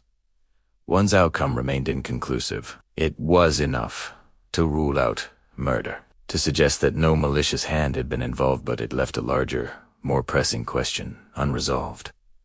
What about the extraordinary events? Travis himself faced the polygraph next, and with him, the tension thickened. His first examination, conducted by Jack McCarthy, marked him with the label of gross deception. Breath-holding, countermeasures, and nervous gestures were cited as evidence that he had tricked the machine. Newspapers splashed headlines that insinuated fraud. Skeptics clenched their certainty like a shield. And yet, the very conditions of the test, stress, fatigue, post-traumatic shock, were hardly ideal for an accurate reading. Supporters argued passionately that the machinery had measured not truth, but human vulnerability. In the following days, alternative tests were conducted, sponsored by the Aerial Phenomena Research Organization, APRO, and the National Enquirer. These tests, often described as more controlled, seemed to vindicate Travis and the crew, showing results that suggested honesty. But Ebenera debate remained. Critics like Philip J. Klass highlighted omitted failures, ambiguous questions, and the difficulty of quantifying the extraordinary. With instruments designed for the ordinary, the polygraph, no matter its readout, could not contain wonder, fear, or experience within a binary reading. Hypnosis entered the narrative like a door opening into another room of memory. Under the guidance of researchers such as James Harder, Travis recounted vivid experiences that could scarcely be reconciled with everyday life. He spoke of waking in a curved, glowing room, confronted by small, pale humanoids with large eyes, and later encountering taller figures with golden eyes and blue uniforms. He described environments that shimmered with an unfamiliar light, control panels that defied conventional logic, and a series of events that left him both terrified and awestruck. Hypnosis, however, is a delicate instrument. It can reveal hidden memories, but it can also suggest, shape, or even create them. The sessions were conducted in controlled environments, yet the subtle interplay between expectation and suggestion could never be entirely eliminated. Critics argued that Travis's memories were influenced by leading questions: media, exposure, or subconscious desire to make sense of trauma. Believers countered with the consistency of detail, the emotional resonance, and the enduring psychological impact. Each recollection was a thread, a narrative strand, woven into a fabric that was at once fragile and persistent. Medical examinations provided another layer of data, bridging human physiology with the extraordinary claims. Doctors noted puncture marks, strange ketone readings, dehydration, and other anomalies inconsistent with simple explanations of absence. These details, small in isolation, formed a constellation of evidence that could not easily be dismissed. Yet they fell short of definitive proof. Like stars in a dark sky, they guided curiosity without resolving the mysteries beneath them. The investigative process, painstaking and meticulous, unfolded across weeks and months. Every statement, every polygraph reading, every medical note was scrutinized.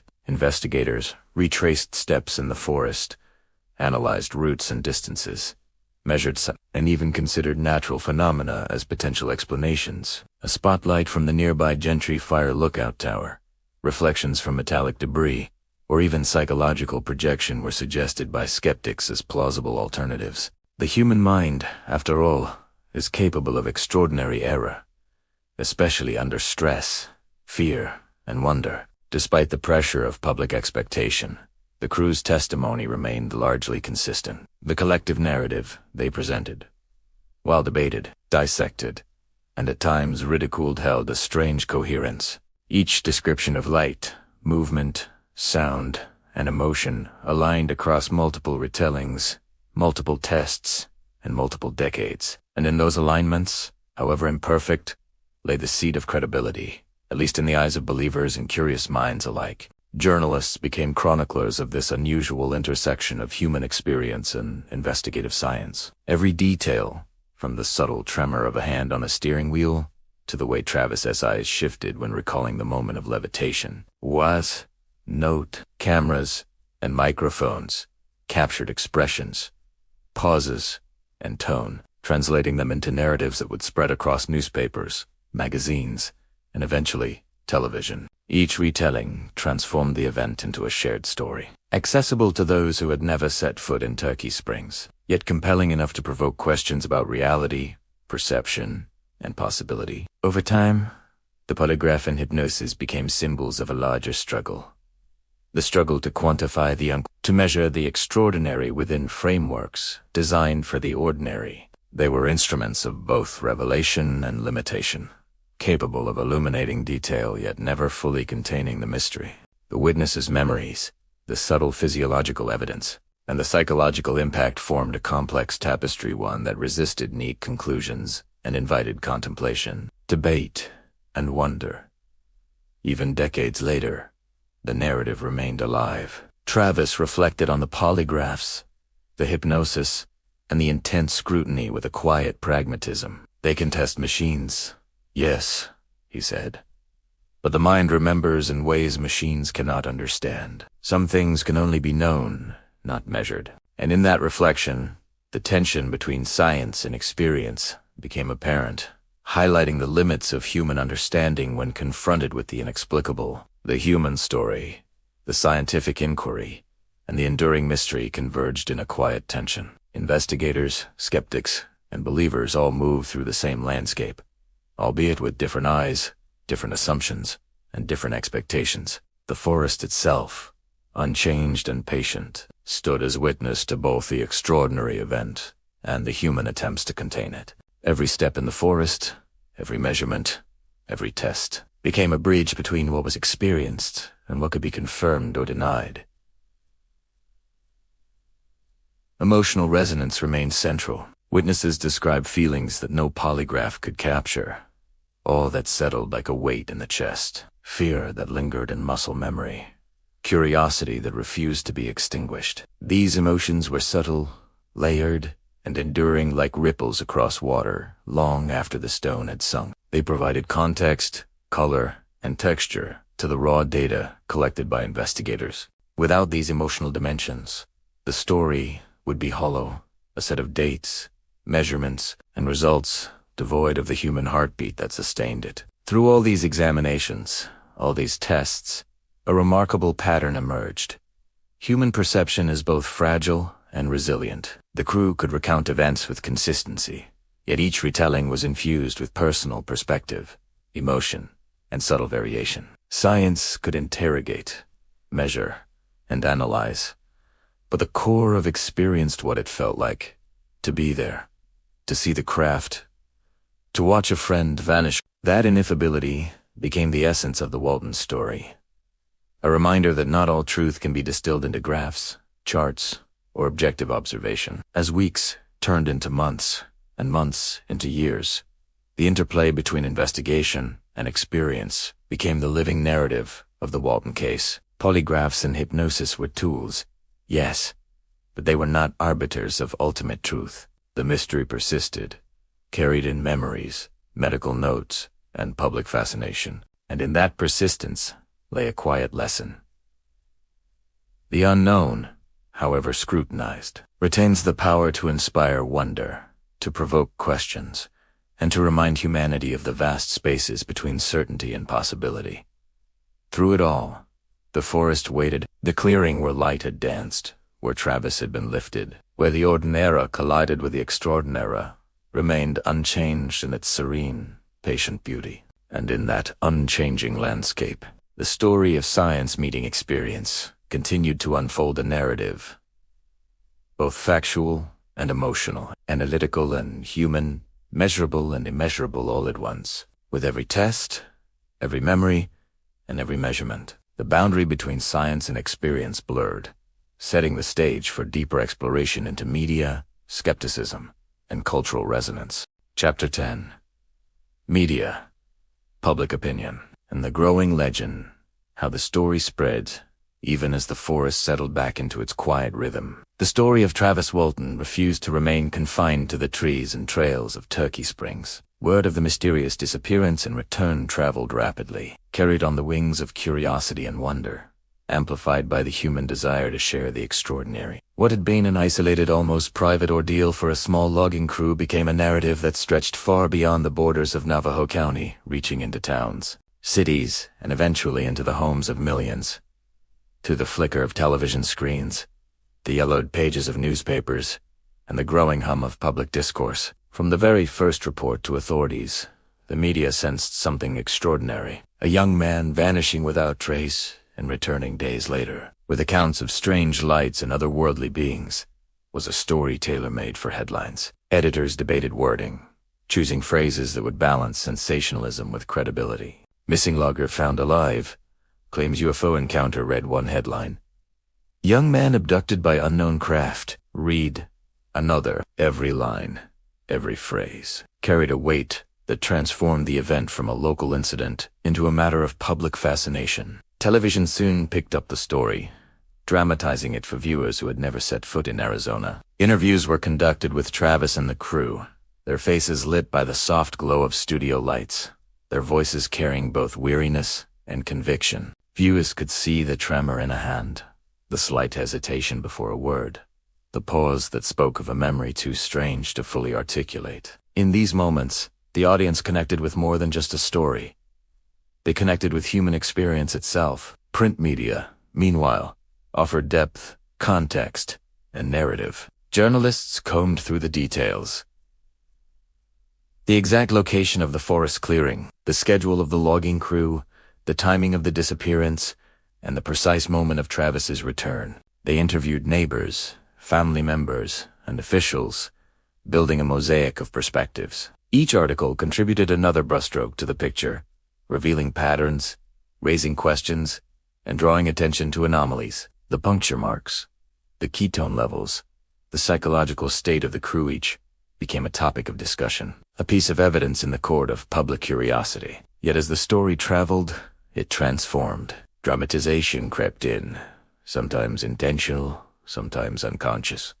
Accounts grew more vivid with each retelling. Witnesses described the light from the craft as brighter, more alive, and more ethereal. The beam that lifted Travis became longer, more intense, and impossibly precise. Even the forest itself took on a character of its own. Its shadows lengthened, its wind whispered, and the rustling of leaves became a subtle accompaniment to the unfolding narrative. The line between memory and story blurred, and the public, eager for wonder, often accepted both without distinction. Documentaries and television specials followed. Each retelling brought new angles, interviews, and reconstructions. The 1978 publication of the Walton Experience gave readers a first-hand account, allowing Travis to narrate his own experience, adding human warmth, emotional depth, and reflective insight. The story moved beyond mere events into the realm of introspection. What it felt like to vanish, to return, to be scrutinized by a world that might not understand. For many, this book became the anchor to which all subsequent interpretations tethered themselves. Hollywood eventually entered the scene, transforming reality into cinematic drama. The 1993 film Fire in the Sky depicted the abduction with heightened intensity. Towering spacecraft, invasive procedures, and aliens portrayed with exaggerated menace. The imagery captivated audiences worldwide, embedding itself in popular culture. While these dramatizations diverged from Travis's descriptions, they succeeded in making the story unforgettable. Beams of light, shadowy figures, and the tension of the unknown became visual motifs that shaped the way people imagined abduction experiences. Fans of science fiction and UFO enthusiasts alike found themselves returning to the narrative, seeking connections, parallels, and confirmations in the universe around them. Media attention, however, was not a neutral force. It carried influence and introduced complexity into perception. The National Enquirer, for example, secured exclusive rights to Travis's story, funding interviews and accommodations while simultaneously sensationalizing details to capture public attention. Critics argued that such coverage exploited human curiosity and promoted skepticism. Supporters suggested that without media involvement, the story might have remained confined to the whispers of a forest and the memories of a handful of men. In either case, the media's role became inseparable from the legend itself. Public opinion was equally fluid. In small towns, people whispered about the possibility of extraterrestrial contact, sharing anecdotes of strange lights, unexplainable phenomena, and personal encounters. In classrooms, teachers sometimes discussed the event as a modern mystery. In offices, neighbors debated plausibility over lunch, and online forums, in later decades, amplified discussion further, allowing believers and skeptics to encounter one another directly, challenging assumptions and debating evidence in real time. Social dynamics began to reflect a larger truth. Extraordinary claims invite extraordinary engagement. Skepticism, of course, thrived alongside fascination. Scientists, journalists, and amateur investigators questioned motives, circumstances, and human perception. Why did the event occur at that precise moment? Could the crew have fabricated the story to avoid financial penalties? Was the Gentry Fire Lookout Tower a source of optical illusion? Critics analyzed polygraph results, hypnosis sessions, and medical records, probing every angle for natural explanations. Each critique became a narrative thread woven into the public consciousness, ensuring that the story remained alive not only in fascination but in debate. Yet, paradoxically, skepticism often enhanced the legend. Every doubt, every challenge, every alternative theory invited believers to reaffirm their interpretations. The more the story was dissected, the more intricate it became, creating layers of meaning, speculation, and intrigue. It was no longer merely an account of an extraordinary event. It was a canvas upon which human curiosity painted desire, fear, wonder, and the persistent need to make sense of the unknown. International interest soon followed. UFO enthusiasts from across the globe tracked news reports, read interviews, and studied the details. Travel guides included Turkey Springs and Heber as sites of pilgrimage for those seeking connection with the unexplained. Photographs of the payphone where Travis called his sister became symbolic touchstones. Maps were traced, routes were reimagined, and the forest, remote and serene, became a stage for imagination, reflection, and quiet speculation. Over the decades, anniversaries rekindled interest. Every 5, 10, or 20 years, media outlets revisited the story, exploring new angles, interviewing witnesses, and contextualizing the events within evolving cultural, technological, and scientific frameworks. Each revisit reminded the public that the Walton story was not a relic of the past, but a living, breathing narrative. Even the passage of time could not dull the allure of light in a darkened forest. The tension of human curiosity meeting the unknown, or the quiet awe of a story that defied easy cultural imprint grew. Authors cited the story in novels. Films referenced motifs established by the incident, and scientists included it in discussions of human perception, memory, and consciousness. The narrative became more than just an event. It became a lens through which society examined fear, belief, and the persistent pull of the extraordinary. The story of Travis Walton became entwined with human imagination itself. And yet, despite all the coverage, speculation, and dramatization, the forest retained its quiet authority. The trees, the gravel roads, the hidden clearing, all remained untouched by headlines, immune to cinematic exaggeration, and patient in their witness to what had transpired. They held their secrets, allowing the story to grow, adapt, and inspire without revealing the ultimate truth. Through media, public opinion, and the expanding legend, one lesson became clear. Stories, especially those touching on the extraordinary, are not static. They evolve with each retelling, colored by emotion, perspective, and desire. They live in the minds of those who hear them, echo in conversations, and shape culture in subtle but enduring ways. Travis Walton's story, once confined to the forest and the memories of 7 men, became a shared journey, a collective exploration of the boundary between the known and the unknown. The combination of first-hand accounts, journalistic curiosity, Hollywood dramatization, and scholarly analysis created a multifaceted tapestry. Each thread, whether witnessed, testimony, media portrayal, or public speculation, contributed to a story that was at once human and mysterious, grounded and transcendent. For listeners, readers, and viewers, the Walton legend became more than an event. It became an experience, one that engaged imagination, empathy, and the quiet thrill of contemplating the universe's possibilities. As the story spread, it invited questions that could not be easily answered. How do we balance skepticism with belief? How do we honor first-hand experience while demanding evidence? How do ordinary people interpret events that defy explanation? These questions lingered in conversations, in classrooms, in debates, and in the quiet reflection of those who imagined themselves witnessing the strange lights in a remote clearing. In every interview, every article, and every film, there was a subtle invitation to wonder, to reflect, and to consider that reality might hold more than meets the eye. And for those willing to listen closely, to observe deeply, and to allow curiosity to settle gently in the mind. The story offered not only suspense and intrigue, but also a meditation on human experience, perception, and the enduring pull of mystery. By the time the tale reached its 50th anniversary, the legend of Travis Walton had firmly embedded itself in popular consciousness. It had grown beyond the constraints of forest clearings, polygraphs, and hypnotic recollections. It had become a cultural artifact, a reminder of the limits of certainty, and an enduring question mark in the human story. And for those who returned to the site, walked the paths of the clearing, or traced the gravel roads of Heber and Snowflake, the experience was not only historical but profoundly personal.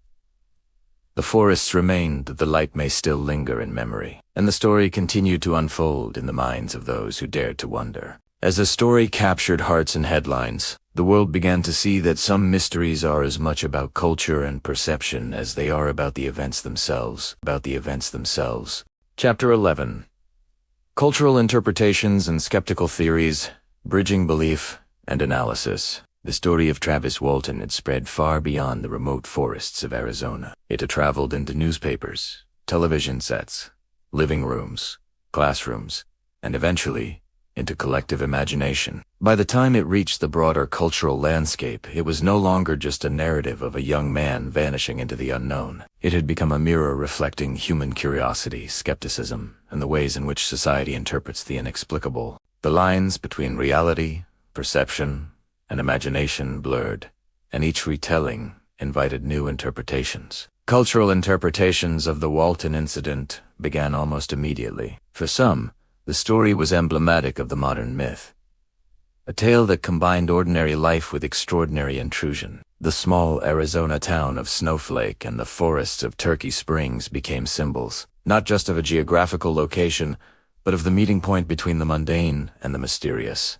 Writers and folklorists noted how the narrative shared themes with centuries-old stories of otherworldly encounters, travelers disappearing, unexplained lights in the night sky, and beings of ambiguous intent making contact with humans. These parallels suggested a human fascination that transcended generations, a desire to believe that the universe held more than what met the eye. Even as cultural fascination grew, skepticism flourished alongside it. Scientists, journalists, and debunkers scrutinized every detail, seeking natural explanations or human motives behind the story. They asked questions that challenged the straightforward narrative.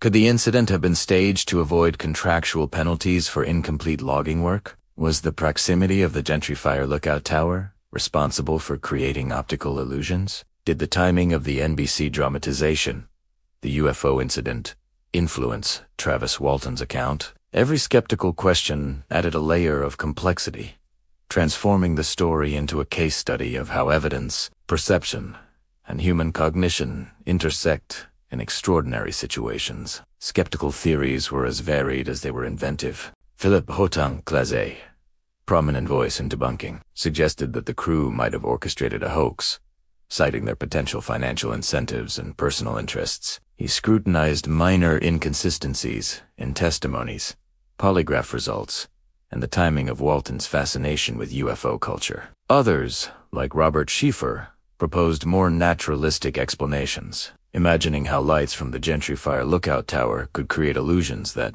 combined with stress and expectation, might convince witnesses of something extraordinary. These explanations often focused on psychology, perception, and the human tendency to see patterns even when none exist. At the same time, believers saw these skeptical interpretations as incomplete, often missing the subtle texture of the original experience. They highlighted consistency in the crew's accounts over decades, the emotional trauma evident in interviews, and the details recalled under hypnosis that appeared too specific to fabricate. The puncture mark on Travis Walton's elbow, unusual ketone readings in medical tests, and the physical and emotional toll on the crew were cited as tangible elements that resisted simple explanation. For believers, these were not merely stories, they were human experiences, layered with fear, courage, and the uncanny touch of the unknown. Media played a critical role in shaping cultural interpretations. Hollywood dramatizations, documentaries, and news coverage amplified aspects of the story, sometimes embellishing, sometimes clarifying. The 1993 film Fire in the Sky depicted abduction with intense visual storytelling.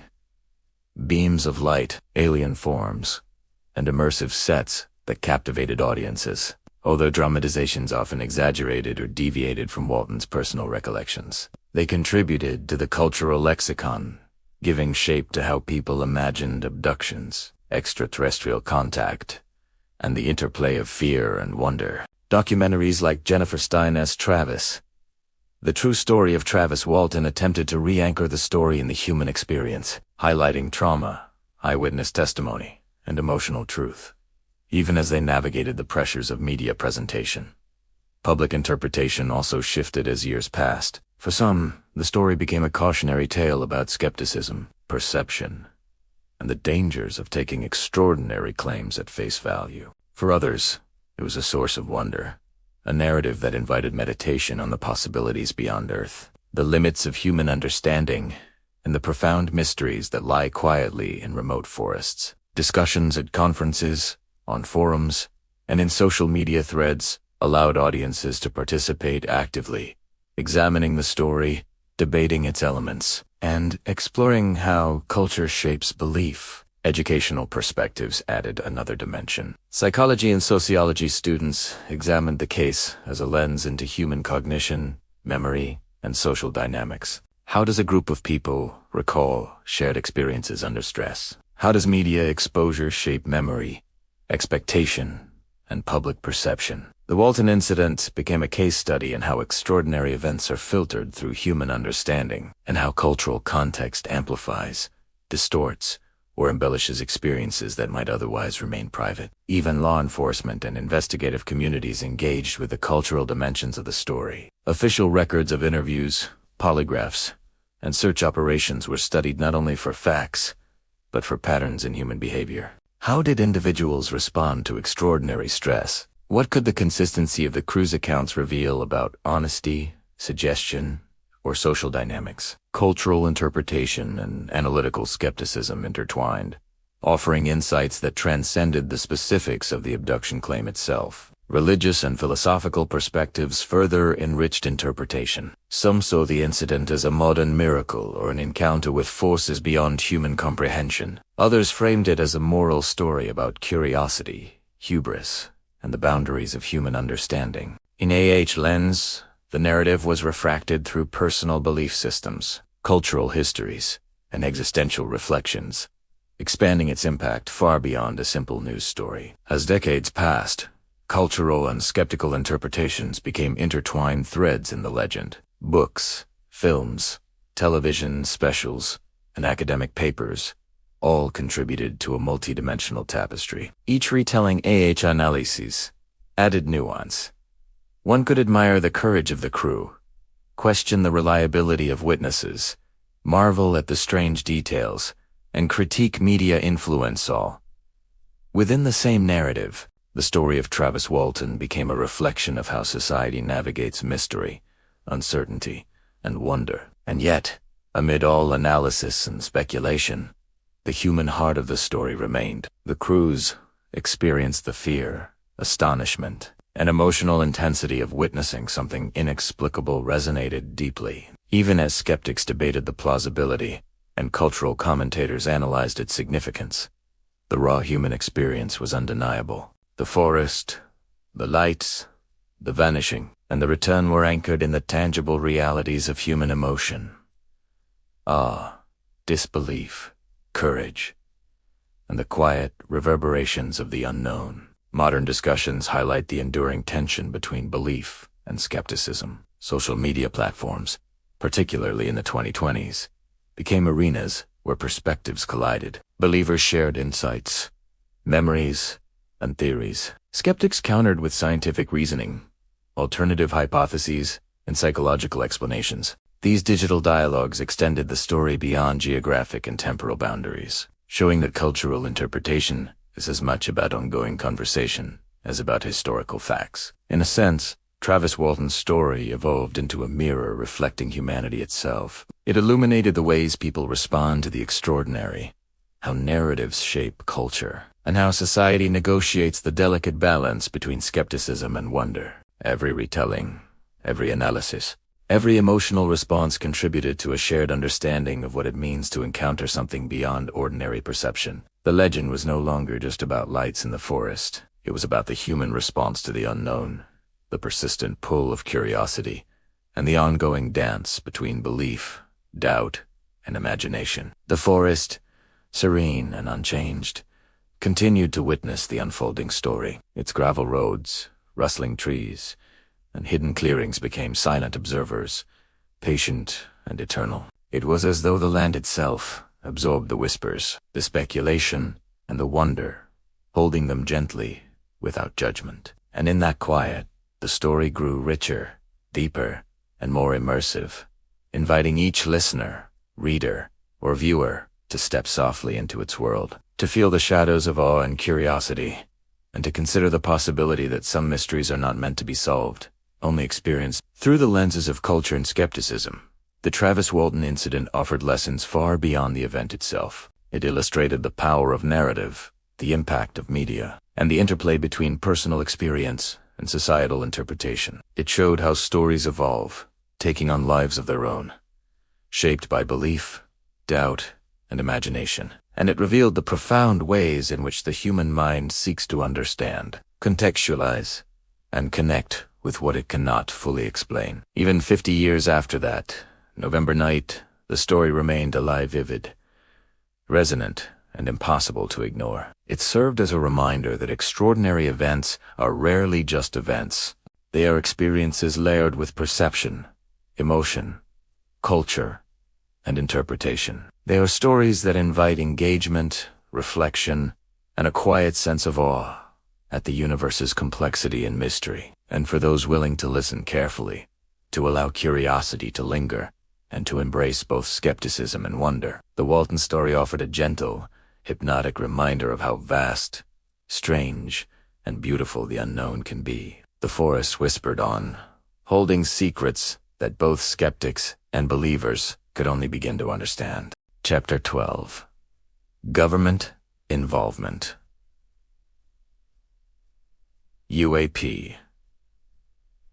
Reports and hidden files, the shadowed truths by the time the 1975 incident had faded from immediate headlines. Whispers and reports about unidentified aerial phenomena, or UAPs, were already circulating in obscure government channels. The Travis Walton story, with its extraordinary claims and multiple witnesses, inevitably intersected with a quiet, hidden world few civilians ever glimpsed. Behind the official records, in offices and filing cabinets marked classified, the story took on a new dimension that blended uncertainty, curiosity, and the subtle, almost imperceptible hum of secrecy. The very nature of government involvement in such cases was inherently mysterious. Agencies tasked with national security, atmospheric surveillance, and aviation oversight had long recorded reports of unexplained objects in the skies. Pilots spoke in hushed tones, radar operators logged anomalies, and documentation quietly accumulated. Walton's case, with its high-profile witnesses and medical examinations, naturally drew attention not because anyone had proof of extraterrestrial contact, but because a multi-witness abduction was rare and warranted scrutiny. Each document, each inquiry, reflected an intricate dance between plausibility and caution. Initial inquiries by local law enforcement had seemed straightforward. establish facts, rule out foul play, and ensure the community felt safe. But behind the scenes, government offices were quietly receiving memos, reports, and witness statements that hinted at patterns beyond ordinary explanation. Walton's disappearance and return were logged, summarized, and cross-referenced against other regional reports. Analysts noted similarities to previous incidents. Sudden disappearances, unusual lights, and behaviors inconsistent with known aircraft. Even without formal acknowledgement, these patterns slowly shaped a narrative that only those with access to internal reports could fully appreciate. The secrecy surrounding these files added to the mystique. Many of the reports were redacted, portions blacked out, leaving fragments of information that hinted at something extraordinary yet impossible to confirm. Discussions between analysts often included phrases like unidentified object, multiple witnesses, and anomalous reading. Careful words that conveyed significance while maintaining plausible deniability. Over time, this quiet accumulation of information became a silent chorus, a low hum of awareness threading through the corridors of military and intelligence offices. Publicly, the narrative remained contested. Skeptics emphasized the absence of definitive proof, while believers highlighted witness consistency and anomalies like the puncture mark on Walton's elbow. Yet within government records, the story gained context as one among many events, catalogued not to confirm or deny extraterrestrial contact, but to ensure careful documentation of phenomena that defied easy explanation. These records, often inaccessible for decades, held hints of patterns, timelines, and potential correlations, waiting for researchers to piece together the broader picture. The involvement of agencies such as the Department of Defense, Air Force intelligence units, and civilian aviation authorities was never widely publicized, but traces existed. Internal communications referenced follow-up investigations, radar logs, and cross-checks.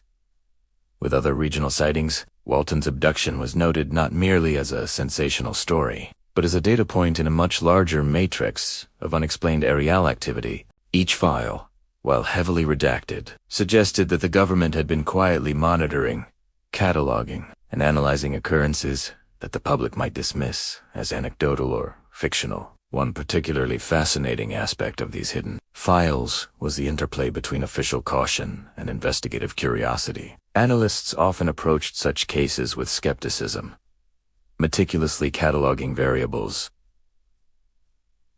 environmental conditions, human perception, technological interference, and psychological factors. Yet, despite rigorous attempts to explain every anomaly, some elements defied conventional understanding. Walton's detailed descriptions under hypnosis sees small humanoids, the taller beings, the craft's interior, not automatically triggered dismissal. They were treated as data points, carefully noted, sometimes cross-referenced with other unexplained reports, forming a lattice of questions that remained unresolved. As decades passed, declassified files slowly became accessible, revealing more about the scope and intensity of these investigations. Reports showed a growing awareness that multi-witness abductions and unexplained aerial phenomena were not isolated curiosities.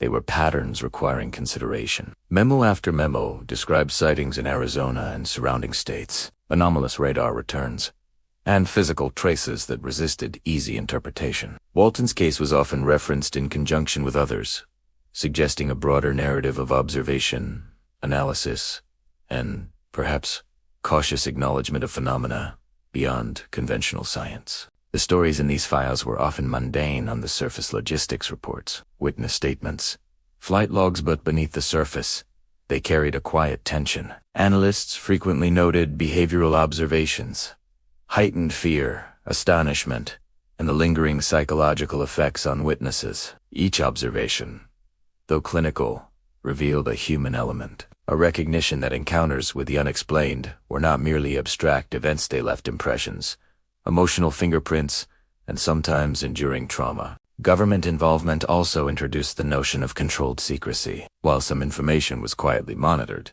other portions were withheld entirely, ensuring that public perception remained stable. This cautious approach reflected both national security concerns and an awareness of the cultural impact of UFO narratives. A multi-witness abduction like Walton's, if fully publicized with speculative commentary, could provoke panic, sensationalism, or ridicule by containing the information within controlled channels.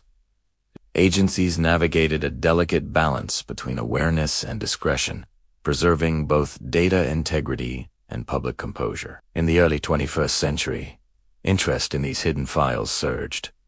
Congressional hearings on UAPs, whistleblower testimonies, and investigative documentaries brought previously obscured records into public conversation. Analysts and enthusiasts pored over declassified documents, comparing Walton's story with other multi-witness incidents. Patterns emerged in unusual lights near forested areas, witnesses describing similar craft interiors, behavioral anomalies consistent with stress, and in some cases, physiological markers like puncture wounds or dehydration. The historical data, once fragmented, now provided a canvas for understanding the interplay between human experience, observation, and unexplained phenomena. Yet even with this broader context, ambiguity persisted. Some documents offered tantalizing clues, while others deepened the mystery. Redacted sections suggested information too sensitive to reveal, leaving room for speculation. Analysts debated the reliability of witness statements, environmental factors, and potential technological explanations. Through it all, the Walton incident retained its distinctiveness. A young man vanished, returned, and described experiences that echoed across multiple dimensions of understanding, cultural, and, intriguingly, procedural within government observation. The case also underscored the limitations of human investigation. Radar readings could detect objects, but not intent. Witness statements could reveal extraordinary detail, but not confirm origin. Physical anomalies could hint at interaction, but not disclose purpose. Walton's experience became a focal point for exploring these limits, offering a narrative where certainty was elusive and curiosity remained the guiding light. As public interest in government transparency evolved, Walton's story intersected with modern UAP discussions. Interviews with former intelligence officers, analysts, and pilots reinforced the idea that the phenomena were not isolated. The careful documentation, even if partially redacted or unexplained, lent a subtle credibility to the notion that some encounters might transcend ordinary understanding. Cultural awareness of UAPs, now more mainstream, created a bridge between historical narratives and contemporary investigations. Hyping Walton's story renewed resonance. In reflecting on these hidden truths, one begins to perceive a rhythm. The forest whispers, the lights flicker, witnesses react, and documentation accumulates. Each layer, the personal, the cultural, the governmental, adds depth to a story that continues to captivate imagination. The Walton incident, once a single dramatic event in a remote forest, became emblematic of the broader human confrontation with mystery. The interplay between the known and the unknown, the documented and the speculative, the ordinary and the extraordinary. Even now, decades later, the hidden files remain partially obscured, some still classified, some quietly analyzed by researchers and enthusiasts. Yet the legacy persists. The story is a testament to the tension between observation and secrecy, between belief and skepticism, between what is recorded and what is lived. Walton's abduction was more than an isolated occurrence. It became a prism through which society examines its understanding of reality, the universe, and the limits of human perception. The forest, unchanged and silent, held the memory of that night in every shadow, every rustling branch, every gentle slope of land. And as those shadows and whispers converged with government documents, declassified reports, and cultural interpretation, a tapestry emerged, a tapestry of mystery, analysis, and enduring curiosity. The story, rich with human emotion, historical context, and unexplained phenomena, invites each listener or reader to step quietly into the forest, to feel the weight of the unknown, and to reflect on the balance between documentation, experience, and imagination. The Walton incident, observed through the lens of government involvement in hidden files, reminds us that some truths are never fully revealed. They exist in fragments, waiting for careful attention, thoughtful reflection, and a willingness to sit with uncertainty. It teaches that curiosity, meticulous observation, and the courage to document heaven in secrecy allow humanity to engage with mysteries that may otherwise be lost to time, and it suggests that perhaps the universe has always been whispering, inviting those who listen to explore with open eyes, attentive minds, and hearts willing to accept that not all answers are immediate, tangible, or complete. And so, the shadows of secrecy began to merge with human memory, leaving traces of truth for those brave enough to follow. Chapter 13. Psychological Perspectives, Memory, and the Human Mind. Understanding the witness experience. Even before the lights in the forest faded and the echoes of Walton's disappearance reached the world, the human mind had already begun to record, interpret, and weave meaning into every fleeting moment. The way people experience extraordinary events, sudden, unexplained, and impossible to categorize as a delicate interplay of perception, memory, and emotion. Understanding what the witnesses felt, remembered, and described requires stepping gently into the labyrinth of consciousness itself, where certainty is elusive, yet the impressions are vivid and lasting. For Travis Walton, and for the crew who watched him vanish, the psychological dimension was immediate and profound. Panic, fear, and disbelief surged in waves, breaking against reason and intuition alike. Witnesses reported seeing him lifted by a glowing blue-green light, hovering in a way that defied physics. The human mind, confronted with such an anomaly, instinctively seeks patterns,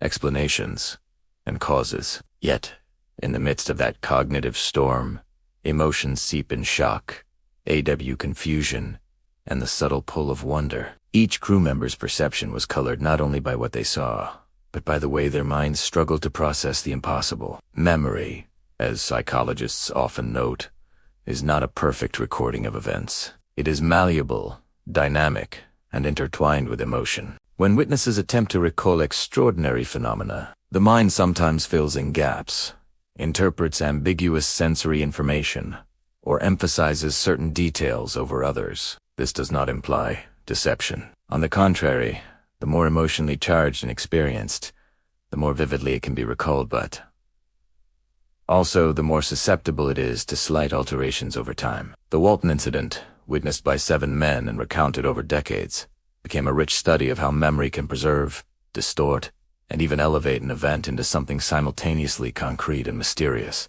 For Travis, memory was both a blessing and a burden. His recollections, under hypnosis, his vivid descriptions of small humanoids in orange suits, of larger beings with golden eyes, and of the intricately curved interior of the craft, provided details that seemed impossibly precise, yet difficult to verify. Psychological researchers, from James Harder to independent analysts, noted the consistency in his narratives, even under varied questioning. Still, they also raised the possibility of suggestion. The idea that hypnosis or leading questions could influence recall in a quiet, reflective way. Walton's own recollections became a canvas where psychology and lived experience intertwined, producing a story that was both intensely personal and culturally resonant. The crew members' memories were similarly complex. Each man described the night with subtle differences, emphasizing different elements: the hum of the craft, the shimmer of its metallic surface, the surreal calm that seemed to pulse through the forest even as fear gripped him. These variations are neither contradictions nor evidence of deceit. Rather, they reveal the inherently subjective nature of perception. When faced with an event that defies known laws, human consciousness prioritizes emotional impact, sensory cues, and narrative coherence over strict factuality. In essence, the mind seeks to make sense of what seems nonsensical, weaving strands of reality into a story that feels whole even if its components cannot be fully verified. Cognitive psychology offers a framework for understanding these phenomena. Witnesses to extraordinary events often experience heightened arousal. Adrenaline spikes, heart rate accelerates, and sensory input becomes hyper. In such moments, perception sharpens in some ways, while narrowing in others. Minor details may be missed, while prominent features, glowing light, unusual motion, or human-like figures become indelibly etched into memory. For the logging crew, the sudden appearance of a luminous disk and the lifting of Walton by a beam of light created a moment of intense arousal, leaving lasting imprints on their nervous systems and memory pathways. Another crucial factor is social and environmental context. The men were returning from a long, tiring day of work in a remote forest. Darkness enveloped the landscape. Shadows stretching unnaturally over uneven terrain. Their minds were primed for fatigue, distraction, and heightened attention to subtle cues. In such conditions, unusual stimuli, shimmering lights, metallic glints, unexplained motion can register as profoundly significant. This does not diminish the reality of their experience. It simply illustrates how human perception operates at the edge of the known, especially under conditions that challenge expectations. Stress and trauma also played a role. Watching a friend vanish in an instant is an event no human psyche is prepared to process. Panic, helplessness, and fear intermingled with the compelling desire to understand and act. Memory is often strongest in moments of acute stress, yet stress can also produce distortions, amplifying certain elements and suppressing others. This interplay explains why multiple witnesses can recall the same event with consistency in broad strokes while differing in specific details, particularly when recounting moments that strain the limits of plausibility. Psychological theories of abductee experiences provide additional insight. Some researchers suggest that the mind can experience extremely vivid, dreamlike sequences under conditions of extreme stress, sensory deprivation, or trauma. These sequences can feel real, even when occurring in altered states of consciousness. For Walton, the line between external reality and internal experience may have been nuanced. Hypnosis sessions offered a bridge,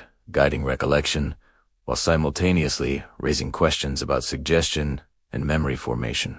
The story, then, occupies a liminal space, simultaneously factual, subjective, and culturally resonant. Yet psychology alone cannot account for every detail. The physiological markers: a puncture on Walton's elbow, dehydration, unusual ketone levels at a tangible layer that intersects with narrative and memory. Such physical evidence complicates simple explanations, suggesting that while cognitive interpretation plays a role, an external component, whatever its origin, cannot be dismissed entirely. 'Tis duality, where mind and body converge, creates a complex tapestry for understanding the human experience during extraordinary events. Memory is further shaped by repetition, reflection, and public narrative. As Walton and the crew recounted their experiences in interviews, documentaries, and personal conversations, the narrative itself became part of the memory. Repeated storytelling strengthened certain neural pathways,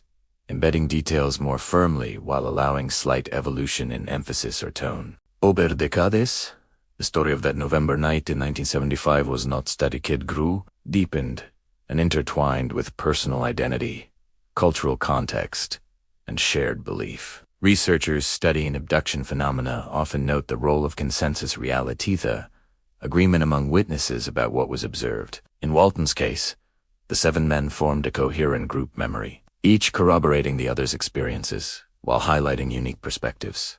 This balance of collective affirmation and individual interpretation strengthens the credibility of witness testimony, while acknowledging the inherent subjectivity of human perception. The human mind, in collaboration with social context, produces a narrative that is rich, emotionally resonant, and enduring. The Walton incident also illustrates the delicate interplay between memory, expectation, and imagination. Exposure to popular media, such as the TV dramatization of the Betty and Barney Hill abduction, may prime the mind to interpret extraordinary events in a certain framework. Skeptics suggest that such exposure could influence recollection or embellish narrative. Yet believers argue that awareness of such media does not diminish the authenticity of emotional experience or the profound psychological impact of witnessing the extraordinary. The mind can absorb cultural cues while simultaneously responding genuinely to phenomena that defy conventional explanation.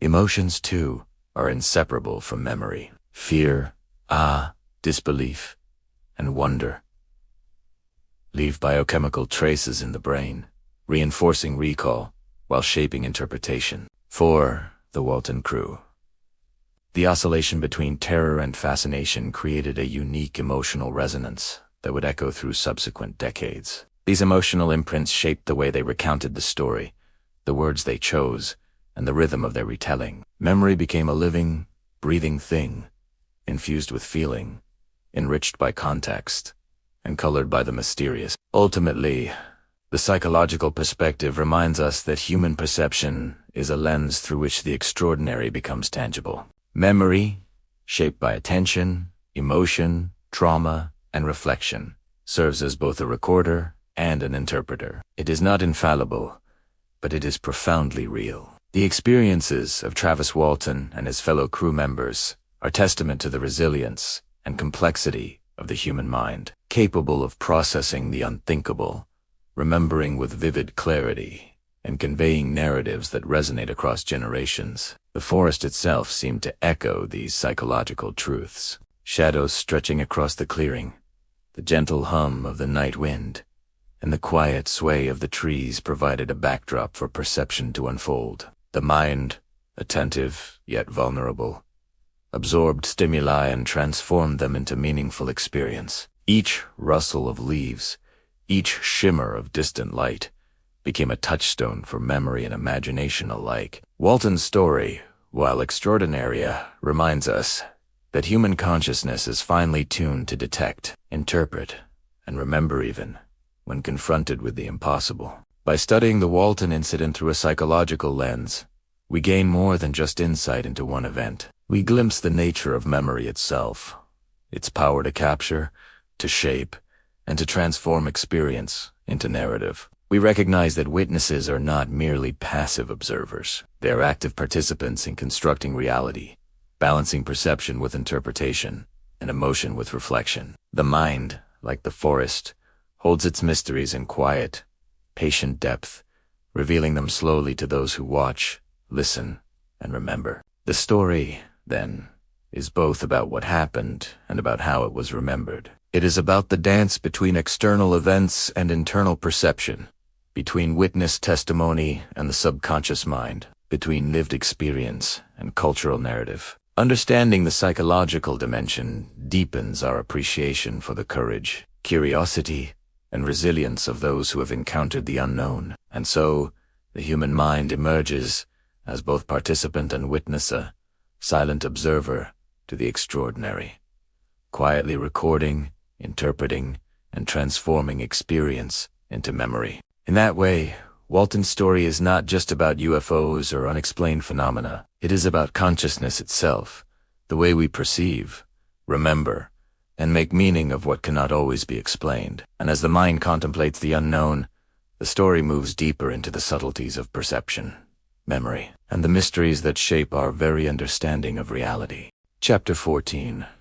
Collective Experiences, Patterns in Abduction Phenomena, and Broader Implications when Travis Walton vanished into the night and returned with a story that stretched the boundaries of belief. He became part of a larger tapestry of experiences, patterns, and unexplained encounters that have fascinated humanity for decades. His story, while singular, fits into a broader phenomenon that psychologists and cultural historians have studied: the collective experiences of people who claim to have encountered the unknown. To understand the Walton incident fully, one must step back, look for patterns, and consider the larger human impulse to explore, interpret, and remember events that defy ordinary explanation. The night of November 5th, 1975, began quietly, with a logging crew concluding a long day in the remote forests of Arizona. Yet, as the blue-green light touched Travis, something profound occurred, not just in the physical sense, but in the way stories like this resonate across time.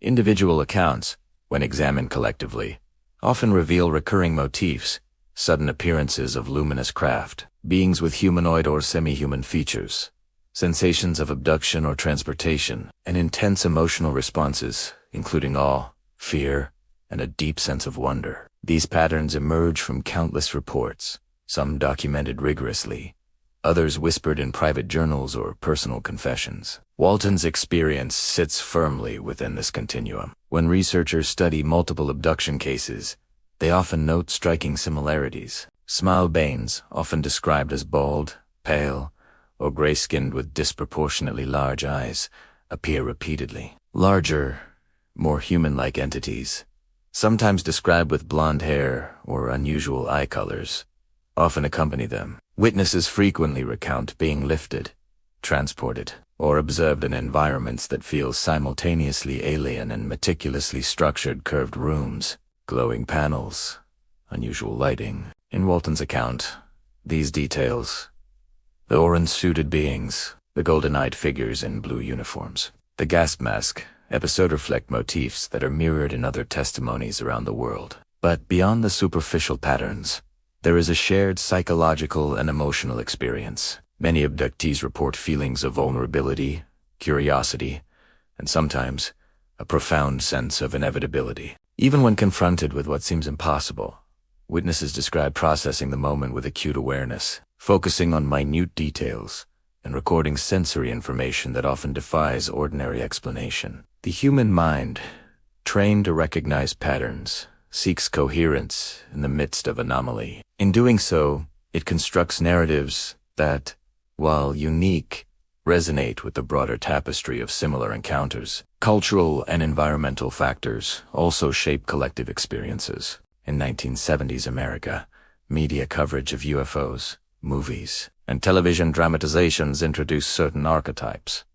The gray alien, the abducted human, the mysterious craft. Witnesses like Walton, consciously or unconsciously, absorb these cultural cues, but their stories are rarely mere replication. Instead, they blend observed anomaly, personal perception, and cultural narrative into experiences that feel both intimate and universal. The result is a story that simultaneously defies and reflects collective human understanding of the unknown. Patterns in abduction phenomena extend beyond appearances and actions. Timing, location, and circumstance often converge in ways that invite curiosity. Remote forests, desert expanses, or quiet rural roads frequently serve as the backdrop for encounters. Witnesses often experience these phenomena during moments of transition at dusk or dawn, returning from work, or while engaged in otherwise mundane routines. These liminal spaces,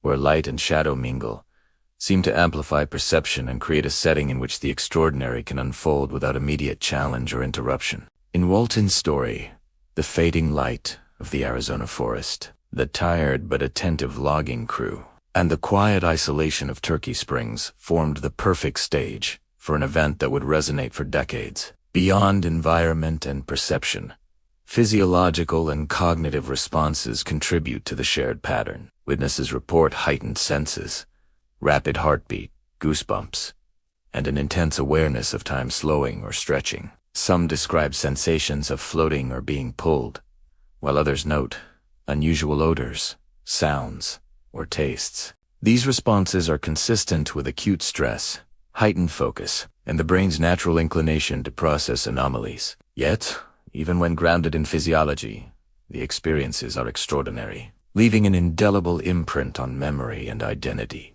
The social context of abduction experiences is equally important. Walton was part of a small, tightly knit team. Group dynamics influence how events are observed, interpreted, and later recounted. Shared experiences can reinforce memory, create coherence, and foster trust in the collective narrative. At the same time, group pressure, mutual concern, and cultural expectations can shape the emphasis and interpretation of specific details. In Walton's case, the consistent testimonies of the 7 crew members, despite decades of scrutiny, highlight the interplay between individual perception and collective memory, underscoring how shared extraordinary experiences can solidify into enduring narratives. Globally, similar incidents create what researchers call a phenomenological pattern. Across continents, from the deserts of the American Southwest to remote farmlands in Europe, witnesses report analogous encounters. While specific colors, heights, equipment vary, underlying themes recur.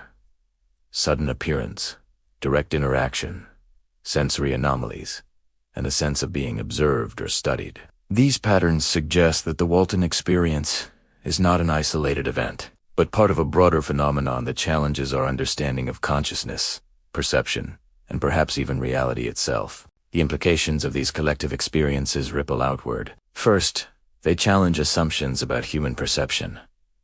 What we see, what we feel, and what we remember can be both reliable and malleable. Second, they highlight the intersection of cultural context and individual cognition. The way a witness interprets a glowing craft or humanoid figures depends on personal knowledge, cultural exposure, and psychological state. Third, they suggest that extraordinary events, whether purely psychological, purely physical, or somewhere in between, have lasting impact, shaping personal identity, memory, and social discourse. For Walton and his crew, the broader implications were immediate. Their story became a touchstone for ufologists, a case study in psychology, and a cultural landmark. It sparked discussions in books, documentaries, and conferences. It influenced literature, inspired films, and entered the collective imagination. The night they experienced something extraordinary transformed not only their lives, but also the broader conversation about what might lie beyond our understanding. Patterns also appear in the aftermath of abductions. Witnesses frequently describe a period of reintegration into everyday life, marked by lingering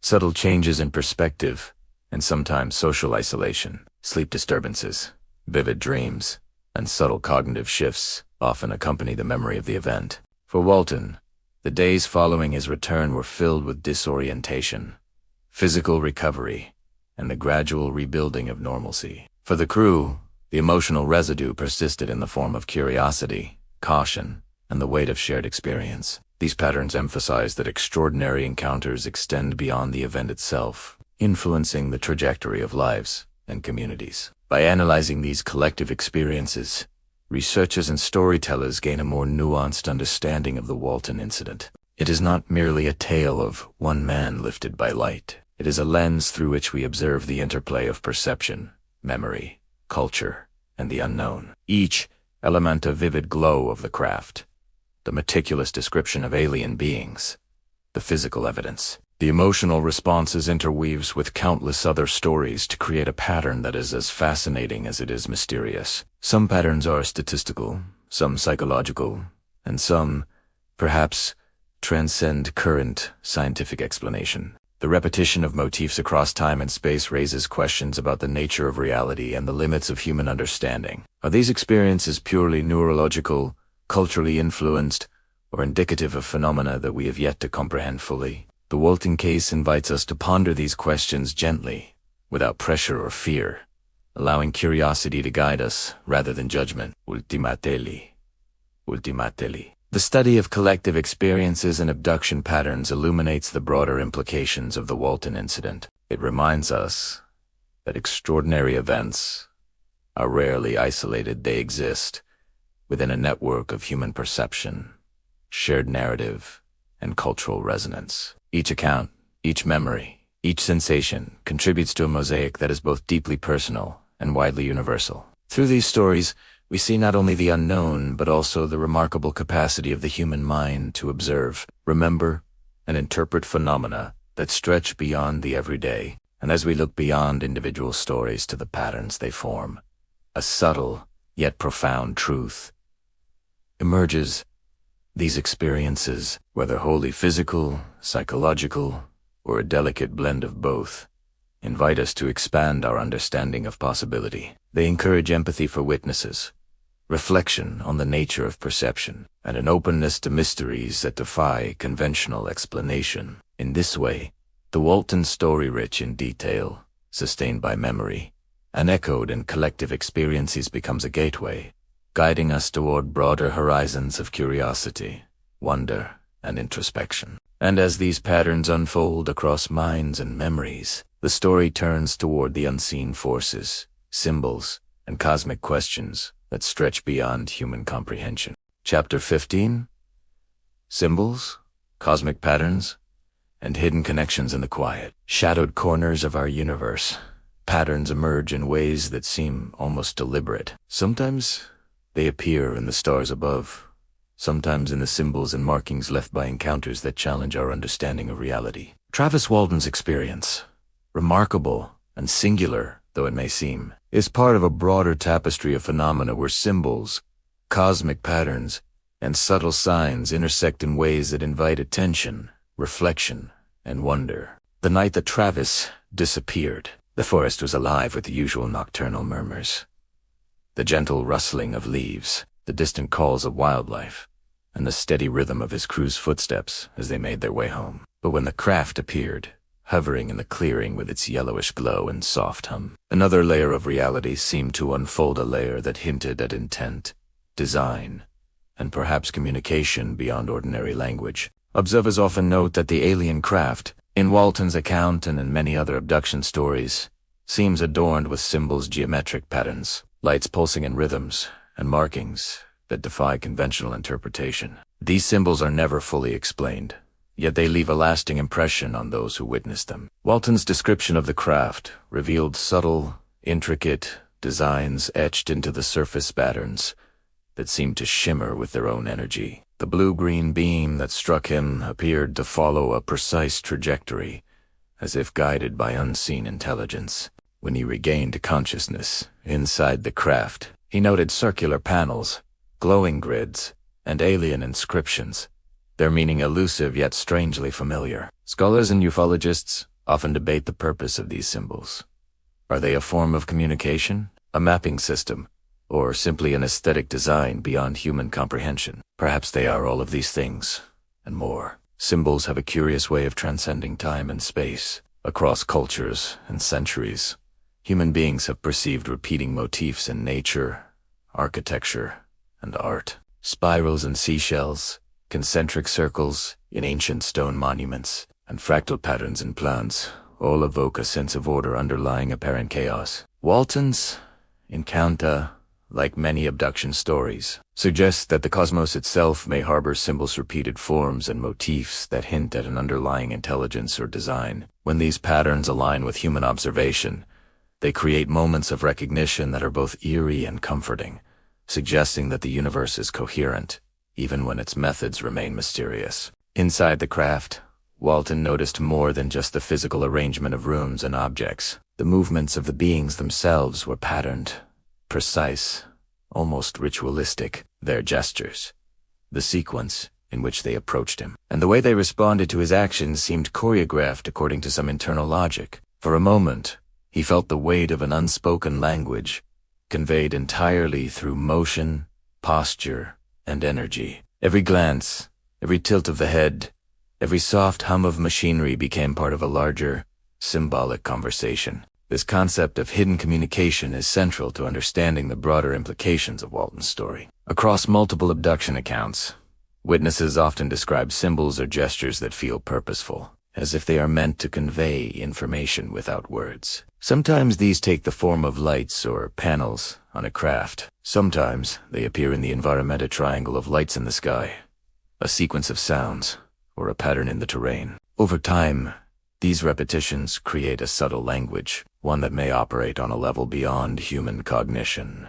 but which the mind instinctively attempts to decode. Many researchers argue that humans are pattern-seeking creatures, wired to detect order in the chaos. This ability, essential for survival, extends into the realm of the unknown. Symbols, then, may act as touchpoint anchors that allow us to grasp a fleeting, enigmatic reality. When Walton observed the craft's glowing panels and alien designs, he was not merely noting decorations. He was encountering an order that his senses could interpret, partially, intuitively, but never fully articulate. It was a reminder that the cosmos is both accessible and elusive, a living puzzle that invites exploration while maintaining its secrets. Cosmic patterns are also reflected in timing. Many abduction accounts occur at specific points: dusk, dawn, or during celestial events. Walton's disappearance coincided with the fading Arizona light, when shadows lengthened and perception subtly shifted. The placement of the craft, the direction of the beam, and the alignment of his movements within the clearing created an unspoken choreography that mirrored natural cycles. Even the small details, the spacing of trees, the slope of the terrain, the path the crew took home formed a lattice upon which extraordinary events unfolded. It is as if the universe arranged itself carefully, ensuring that the experience resonated with both the physical and psychological senses. Looking beyond individual experiences, patterns emerge across the globe. Researchers cataloging abduction reports notice repeated symbols, shapes, and behaviors. Circular rooms, grids of light, humanoid gestures, and geometric motifs. Often, these align with celestial phenomena, the movement of planets, the phases of the moon, or the appearance of meteors. Some theorists suggest that these alignments are not coincidental, but indicate a subtle communication across time and space. Perhaps there is an intelligence at work that transcends human understanding, embedding meaning in forms and events, waiting for observation, recognition, and interpretation. Walton's story, situated within this broader context, becomes more than a personal account. It becomes a case study in human perception of the extraordinary, a lens through which we observe how symbols and patterns operate in experiences that defy everyday explanation. Each detail the pulsing blue-green beam, the layout of the craft, the posture of the beings. The geometric design's functions as both a sensory impression and a symbolic gesture.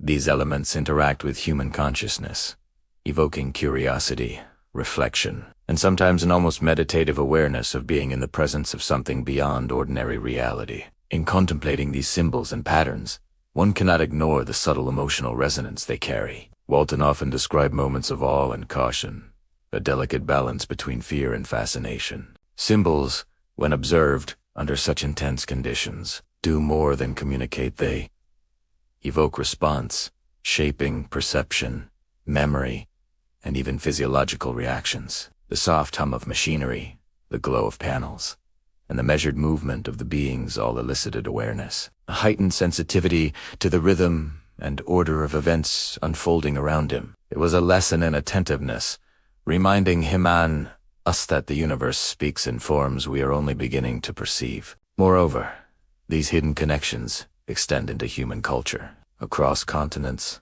and centuries. Civilizations have recorded encounters with otherworldly beings, strange lights, and symbolic phenomena. Ancient carvings, medieval chronicles, and modern reports all hint at similar motifs. Triangular formations of lights, humanoid figures with distinct features, and mysterious beams of light echo across time. Walton's story, while modern and well-documented, resonates with these historical patterns. It is a bridge between individual experience and collective memory, suggesting continuity in the human encounter with the extraordinary. In the quiet aftermath of his experience, Walton often reflected on these patterns not as a scientist, not as a skeptic, but as a witness, attempting to comprehend what he had lived through. Each symbol, each sequence of actions, each alignment of light and shadow became a clue, a fragment of a vast, subtle mosaic. His understanding deepened not by seeking proof, but by observing,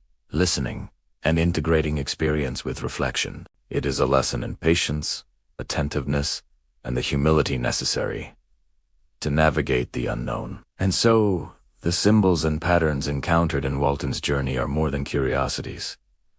They are invitations. They beckon the mind to wonder, to explore, and to remain open to experiences that stretch the boundaries of comprehension. They remind us that the universe, vast and complex, communicates in ways we are only beginning to notice. Some messages are literal, some metaphorical, and some remain deliberately elusive, waiting for the observer who is attentive, patient, and curious enough to see the connections. In the final analysis, the hidden symbols, cosmic patterns, and subtle connections within Walton's story illuminate the broader significance of his encounter. They suggest that the extraordinary is rarely chaotic. Even in its apparent randomness, there is a structure, an order, and a message that speaks to human consciousness. Whether these messages are scientific, spiritual, or entirely alien in origin is a question that may remain unanswered. Yet the experience itself, the observation, the reflection, the all becomes a conduit, connecting individual perception with a larger,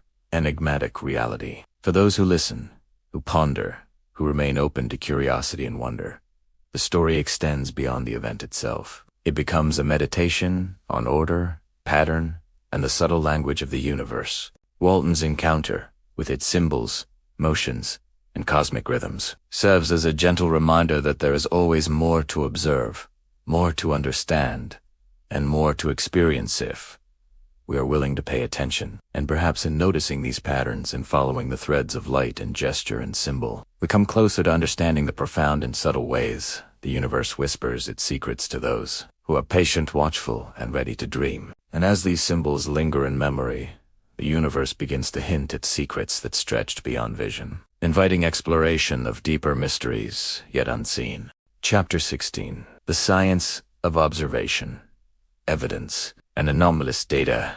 Even in the stillness of the Arizona forest, the world hums with patterns, signals, and evidence waiting to be noticed. When Travis Walton vanished into the blue-green beam that night, and when he later returned with accounts of beings, rooms, and glowing panels, the incident did not simply vanish into the annals of anecdote. It became a point of observation, a case study for those who seek to understand the limits of perception, the nature of evidence, and the delicate balance between what can be measured and what must be experienced. From the very first moments, the search for Travis became an exercise in observation. Every footstep of the logging crew, every flash of light across the forest clearing, every whisper of wind through the pines became data. Deputy Sheriff Chuck Ellison, Sheriff Marlon Gillespie, and their teams combed the terrain with careful attention, measuring footprints, noting changes in foliage, observing patterns of disturbance in the soil. It was as though every element of the environment carried subtle clues,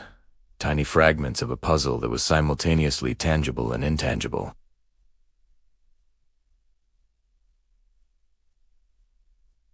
The notion of evidence is delicate. In the case of Walton, there were physical markers and elbow puncture, unusual ketone readings, the 5 days beard growth, but these could not, on their own, tell the full story. Evidence is rarely absolute. It requires context, interpretation, and a mind willing to consider the improbable. For the scientists and researchers who later analyzed the incident, each datum raised questions.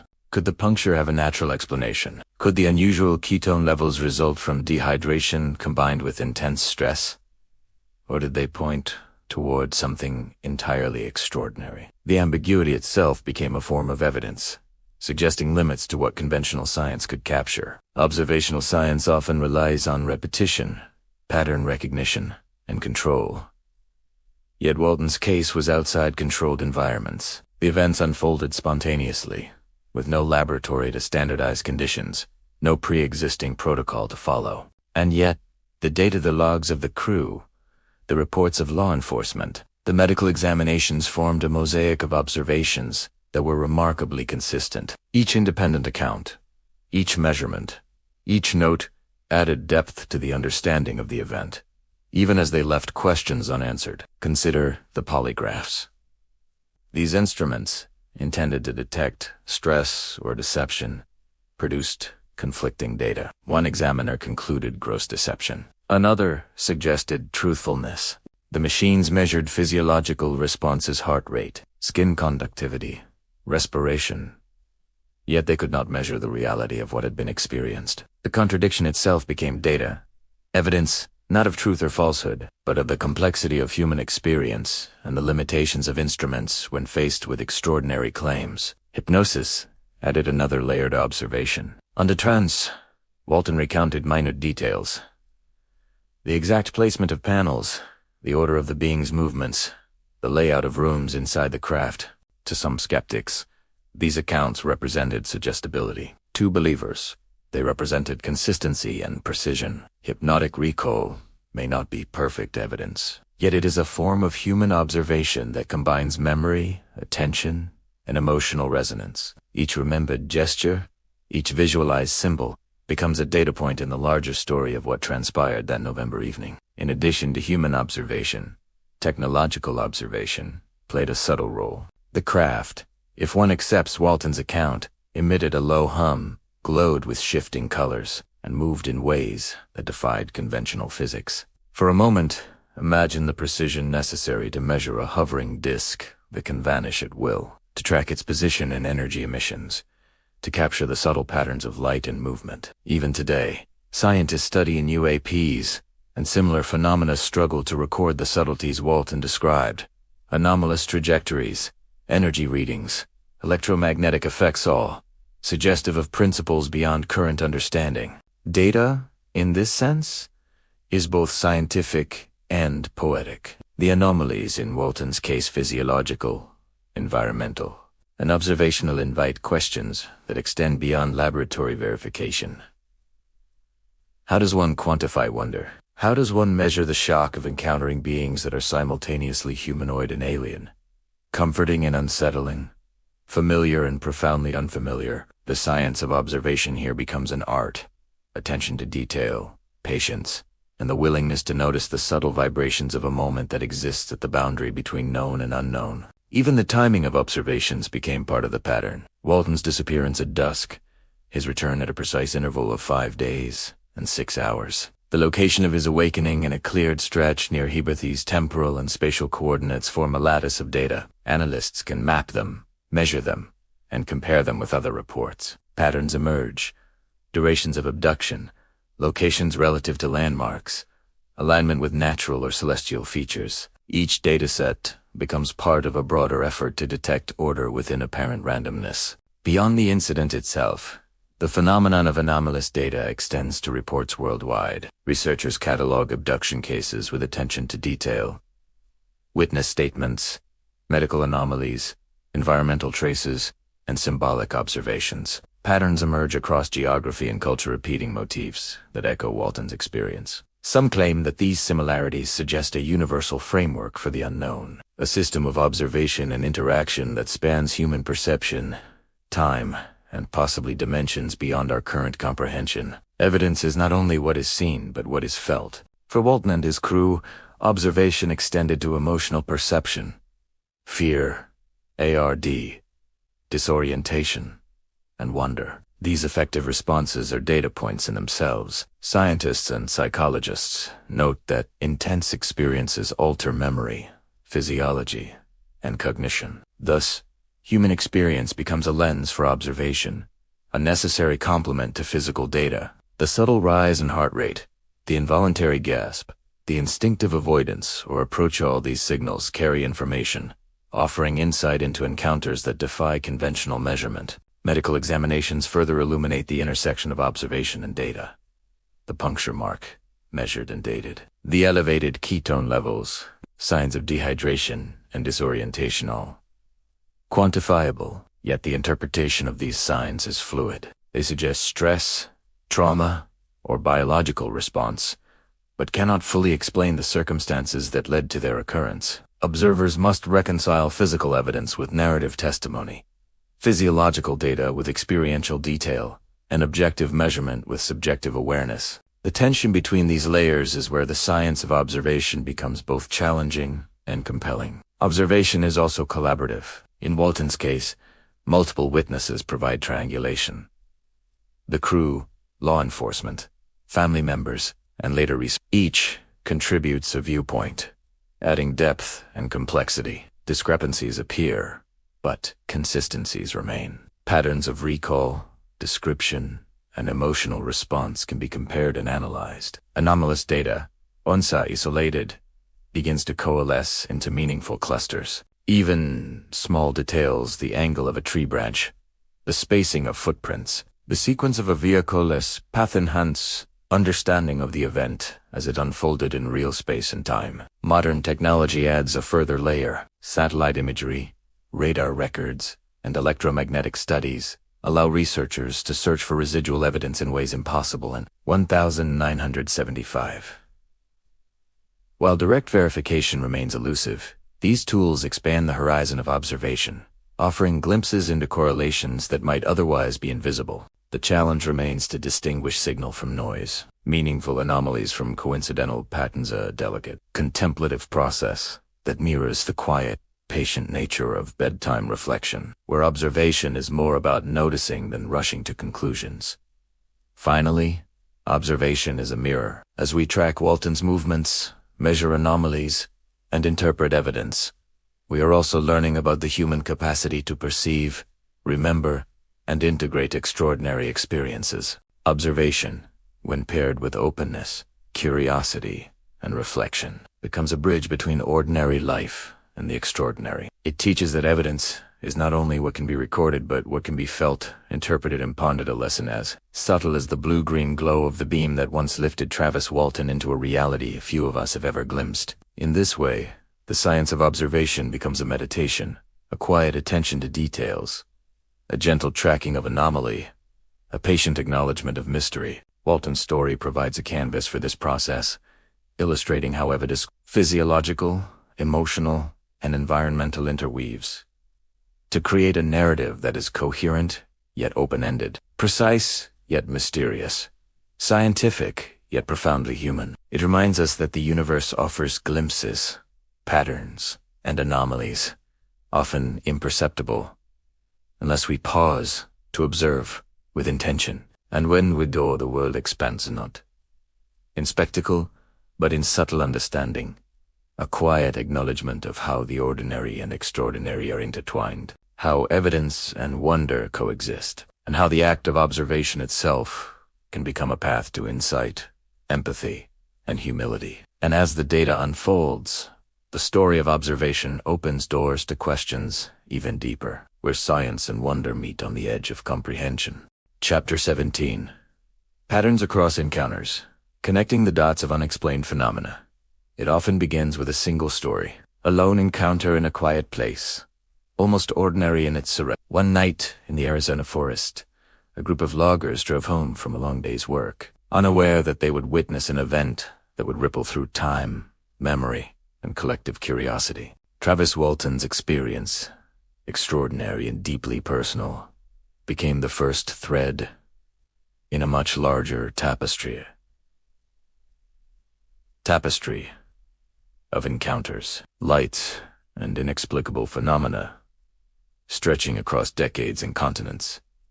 Patterns are subtle. They do not shout. They emerge slowly, in careful observation, in the quiet noting of similarities, in the repetition of gestures, times, and descriptions. Researchers studying abductions, sightings, and anomalous events notice these threads early on. Certain shapes recur. Discs, orbs, lights moving against the wind. Certain behaviors echo. Beings observing without malice. Environments designed with strange symmetry. Sounds that resonate in ways impossible to fully describe. Travis's encounter, when compared with Phoenix or Rendlesham, begins to reveal patterns, consistencies that suggest something larger than coincidence, something that beckons our curiosity. Consider the timing of events. Walton's disappearance occurred in the fading light of November, when the forest was caught between day and night, the air crisp with the coming of winter. Other encounters, often reported at dawn or dusk, seem to favor these liminal hours, moments when the world itself feels suspended between states, when shadows lengthen and perception sharpens.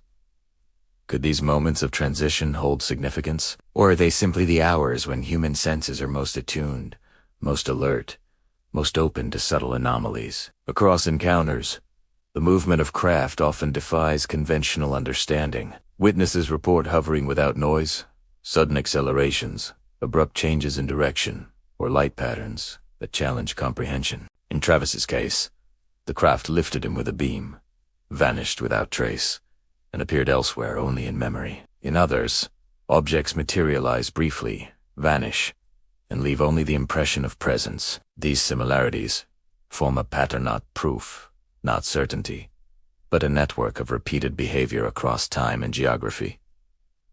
Beings, too, present recurring motifs. Walton describes short, pale-skinned humanoids with large eyes, delicate features, and quiet intelligence. Across the world, similar forms appear.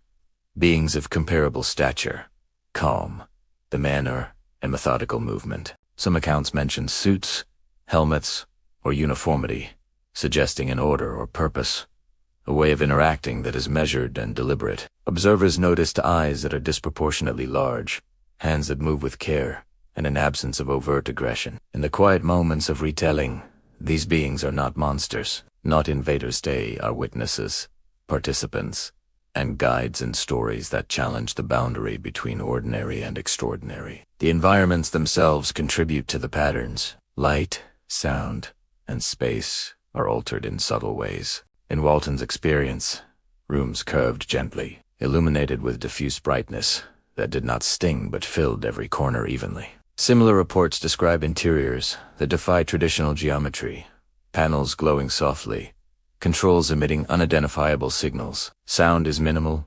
vibrations low and rhythmic, almost musical, resonating in the body rather than the ear. These shared environmental features suggest a design or intention, a consistency that cannot easily be dismissed as imagination alone. Even emotional responses form a pattern. Fear, awe, confusion, and wonder interlace. Travis's heart pounded.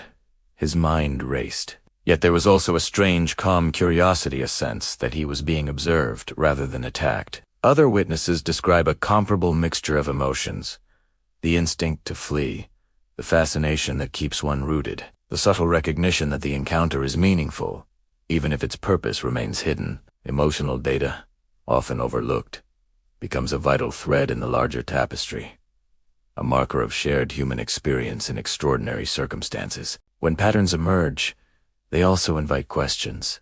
Are these phenomena consistent because of universal design, a shared mechanism, or the way human perception interprets events beyond comprehension? Are similarities evidence of a coordinated presence, a natural unknown, or a psychological framework that structures perception in predictable ways? Walton's story, analyzed with patience and care, encourages not only observation but reflection, prompting us to ask what the human mind notices, how memory preserves it, and what remains just out of reach. Patterns also manifest in social and cultural responses. After Walton's return, news outlets and everyday observers cataloged reactions: disbelief, fascination, ridicule, empathy, and curiosity. In other encounters, similar waves ripple outward. Communities form around shared observation. Journals document each detail, and online forums allow cross-referencing of anomalies. Here, too, repetition matters. Temes emerge initial shock, attempts at rational explanation, media sensationalism, ongoing debate. The sociological pattern mirrors the physical and experiential patterns, connecting observation with human interpretation. The notion of corroboration deepens the pattern. Multi-witness events, like Walton's logging crew, provide multiple perspectives converging on the same anomaly. Independent accounts reduce the likelihood of fabrication, though skeptics will always probe for motive, bias, or coincidence. Across the world, multi-witness reports, photographs, or radar data reveal echoes of this phenomenon. Events that cannot be easily explained, yet appear consistently in human experience. Correlation does not imply causation, but it does invite attention, curiosity, and continued inquiry. Patterns extend temporally as well. Observers note that certain regions, seasons, and even specific locations become repeated points of contact. Travis's experience occurred in Turkey Springs. Rendlesham, Pascagoula, and the Phoenix Lights suggest regional recurrence. Is it geography, energy, cultural resonance, or something beyond conventional measurement? The repetition of sight, altitude, and environmental features forms another thread in the weave, suggesting subtle rules guiding interactions between these phenomena and the human environment. Even small details, easily overlooked, become significant. The way light reflects off trees, the subtle warmth in the air, the alignment of vehicles or objects, or the precise time a beam illuminates the forest all. These minutiae contribute to the emerging pattern. Walton noticed, and so did others. Observation of these minute details, over decades, creates a rich, layered understanding of phenomena that might otherwise seem random or coincidental. As researchers analyze these patterns, a framework begins to appear akin of map, not of territory, but of experience. Certain types of craft, particular behavioral tendencies of beings, consistent physiological or environmental effects, and recurrent emotional responses coalesce into clusters of understanding. This is not proof in the absolute sense, but a guide, a way to navigate stories that are at once personal and universal, tangible and ephemeral, measurable and immeasurable. Patterns, however, are never static. Each new account adds depth, challenges assumptions, and invites reinterpretation. Walton's story, when integrated into the broader dataset of anomalous encounters, forms both a cornerstone and a test case. It reinforces some patterns, challenges others, and offers a narrative template that allows researchers and storytellers alike to explore not only what happened, but how humanity perceives, remembers, and contextualizes. The extraordinary, and perhaps most importantly, patterns bridge understanding. They connect a young man lifted by a mysterious beam in the Arizona forest to families, communities, and researchers across the globe who have witnessed inexplicable lights, movements, or beings. The recurring motifs, emotional, spatial, temporal, and physical, suggest that there is something meaningful to notice. That attentive observation can reveal coherence, even in the seemingly chaotic, and that stories, when collected, can illuminate subtle truths that individual accounts alone cannot. In the quiet contemplation of these patterns, there is a lesson. The universe often communicates in repetition, rhythm, and resonance. From the trembling of leaves in a November wind to the careful recording of witness statements, patterns offer guidance, curiosity, and insight. They do not solve the mystery entirely, but they point the way toward understanding, inviting us to watch, to notice, to connect the dots without demanding certainty. And so, as Travis Walton's story continues to ripple through time, it becomes both unique and emblematic, a single thread in a larger tapestry of encounters that defy easy explanation, yet reveal remarkable consistency. Each pattern noticed, each similarity recorded, adds to the quiet architecture of comprehension, helping humanity navigate the borderlands of perception and wonder. The echoes of November 5, 1975, vibrate far beyond the forest clearing. The lights, the beings, the beam, they are more than memory. They are data points in the grand, subtle map of anomaly. Patterns emerge, not as proof or deception, but as invitations.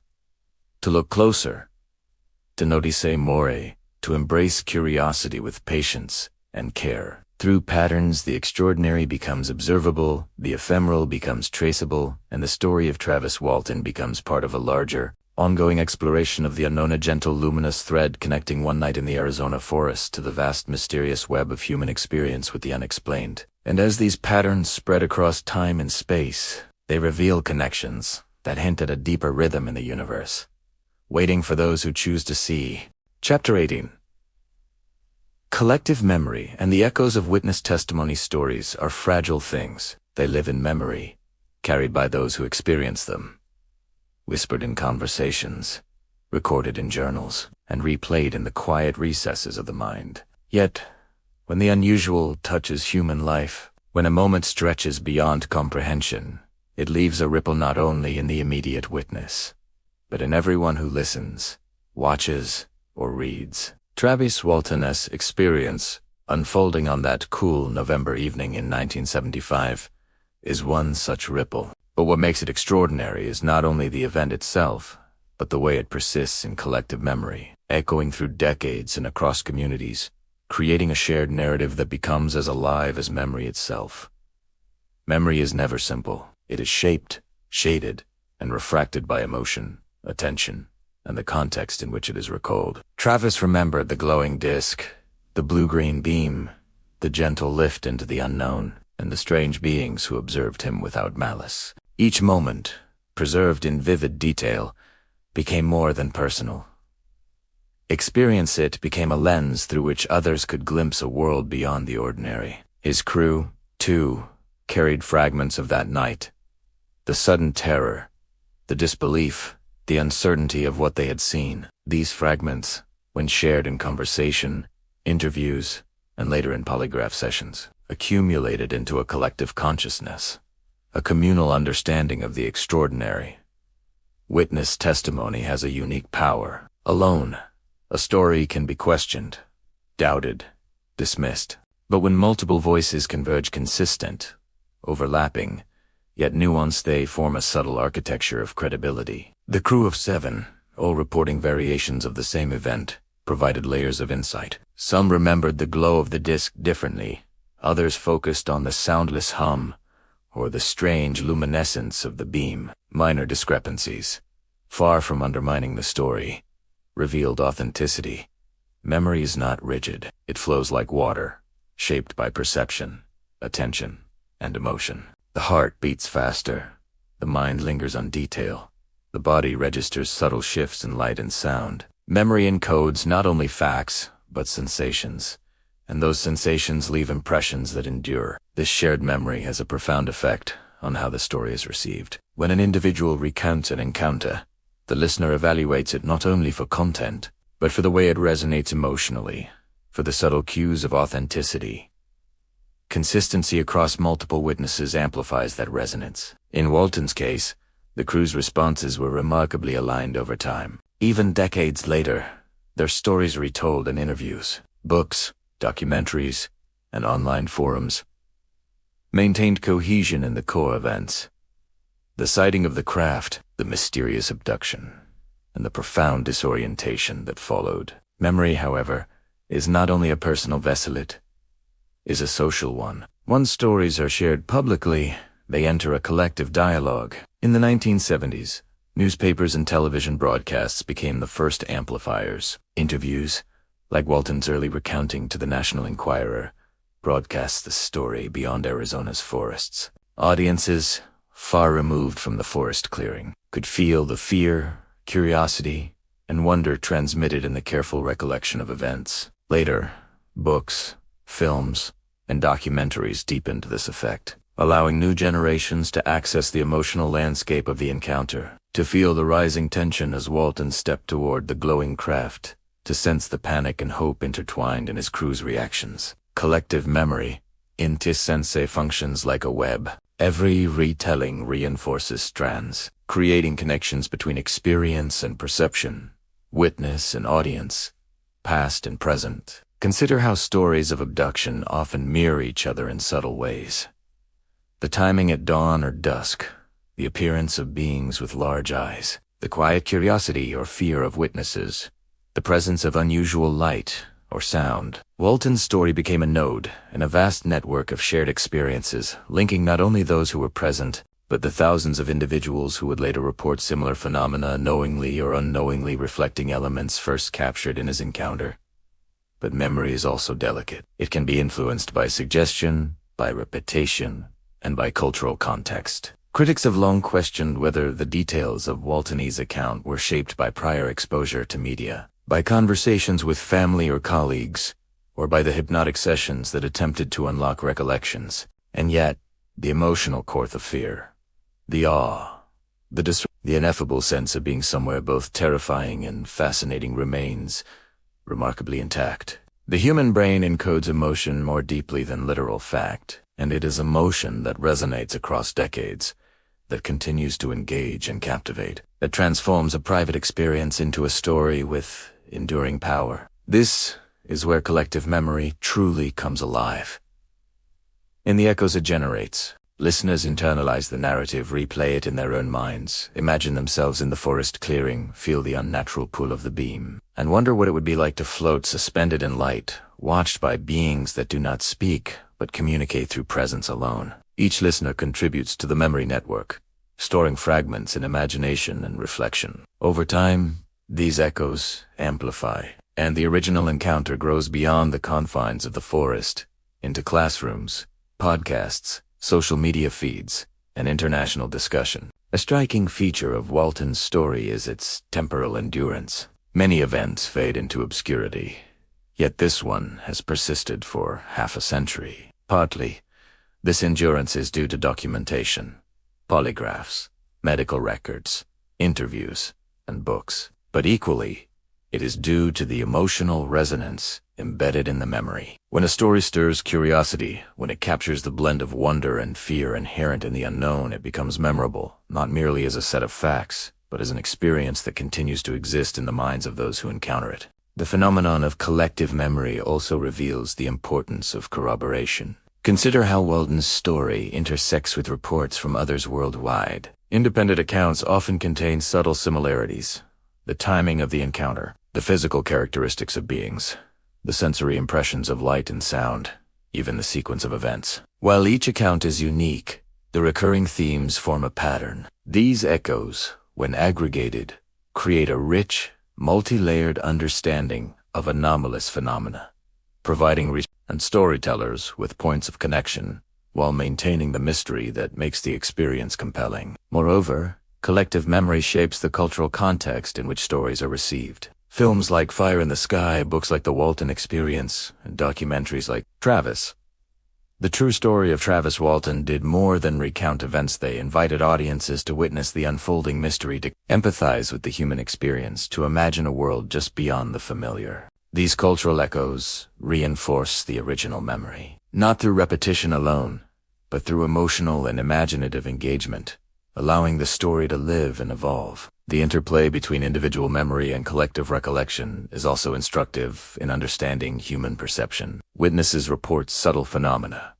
the hum of the craft, the shimmer of the beam, the slight shift in air pressure, or the odd geometry of the interior spaces. Alone, these details might be dismissed. Together, across multiple accounts, they form a lattice of perception that strengthens the narrative without demanding absolute proof. Collective memory does not eliminate ambiguity, heightens it, while offering a structure in which it can be explored, discussed, and shared. Social media and digital archives have only amplified these effects. In 2025, decades after the Arizona forest event, Walton's story circulates in online forums, videos, and podcasts. Enthusiasts dissect every detail, analyze patterns, and debate interpretations. Each discussion is a ripple in the pond of collective memory, connecting past and present, witnesses and listeners, skepticism and belief. And every time someone recounts, reflects, or imagines, the story gains new vitality,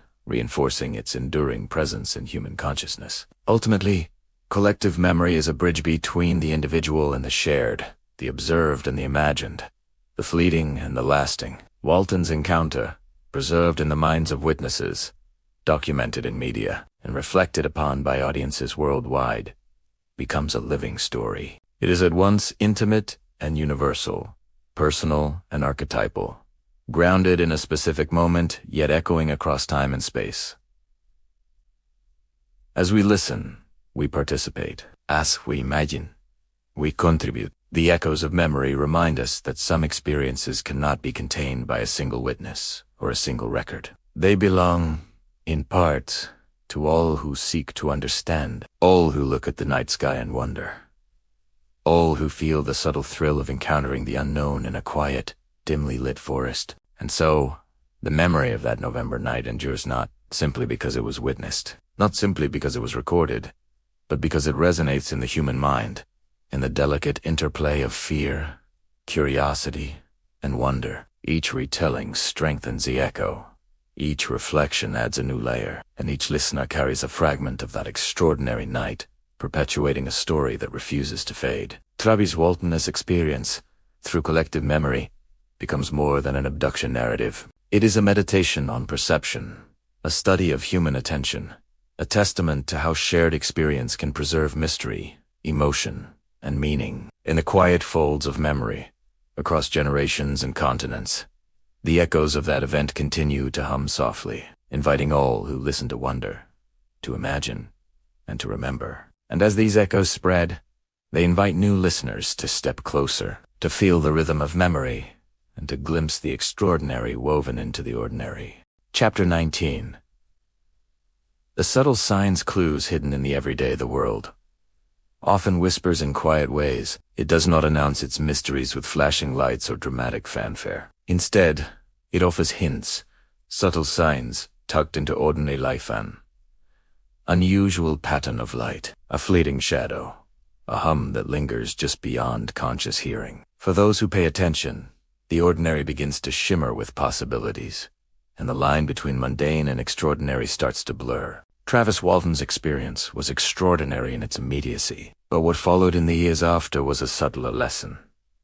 The universe leaves breadcrumbs, and it asks us to notice, even in the aftermath of his disappearance and return. Travis and those around him noticed that life seemed to pulse with small, curious signals. Sometimes it was the way sunlight glanced off a window at an odd angle, creating a pattern that was almost intentional. Sometimes it was a sudden rustle of wind that seemed to respond to thought, or the distant flicker of an engine that appeared where none should be. These were not dramatic, sensational moments, but quiet prompts for awareness. They suggested that reality might be layered, that there was more than what met the eye, and that the extraordinary could exist woven into the ordinary if only one chose to see. Consider the logging crew. For instance, days after the incident, as they returned to work in the forests surrounding Turkey Springs, subtle anomalies began to appear. A patch of forest that seemed untouched by their saws remained unusually bright in the fading sun. Tracks that appeared to be their own vanished inexplicably overnight. Sounds of rushing water echoed where there were no streams. The men spoke quietly among themselves, trying to rationalize, to attribute to reason, but a part of each of them, a whisper of memory, recognized these signs as connected to the inexplicable night they had witnessed. Human perception, it seems, can be trained to detect the unusual once it has been experienced. Witnesses of rare events often find themselves noticing details that others overlook. A shadow in the wrong shape, the glint of a metal surface that seems alive in sunlight, a hum vibrating through the floorboards or the air itself. These subtleties are easily dismissed as coincidence or imagination, but for those who remember, they are hints, reminders, and gentle nudges from the unseen. Even Travis found these clues in everyday life. Months after returning from his disappearance, he would pause when driving through a familiar stretch of forest and notice a single tree, standing oddly isolated, its branches shaped in a way that seemed to mirror the silhouette of the craft he had seen. A hummingbird might dart past, its wings catching the light at an angle that recalled the glow of the beam. These were not direct messages, not signposts, spelled out in clear writing, but they resonated with memory, tugged at thought, and coaxed curiosity to awaken once more. There is a delicate balance in noticing these subtle signs. If one seeks them too aggressively, the mind imposes patterns where none exist, creating illusion rather than insight. But if one remains attentive, calm, and receptive, these small anomalies begin to speak, creating a tapestry of awareness that is as much emotional as it is factual. The mind,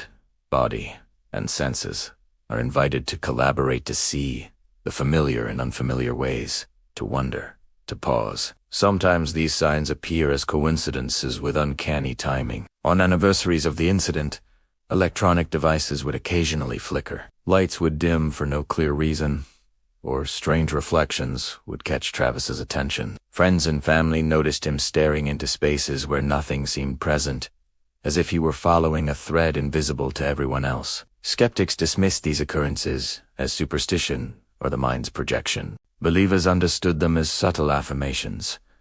The extraordinary had brushed against life so thoroughly that traces lingered, sometimes visible only to those attuned to the rhythm of that experience. In the broader community, enthusiasts and witnesses of similar phenomena have reported comparable experiences. When someone has perceived that which is beyond ordinary explanation, they often begin to notice patterns elsewhere.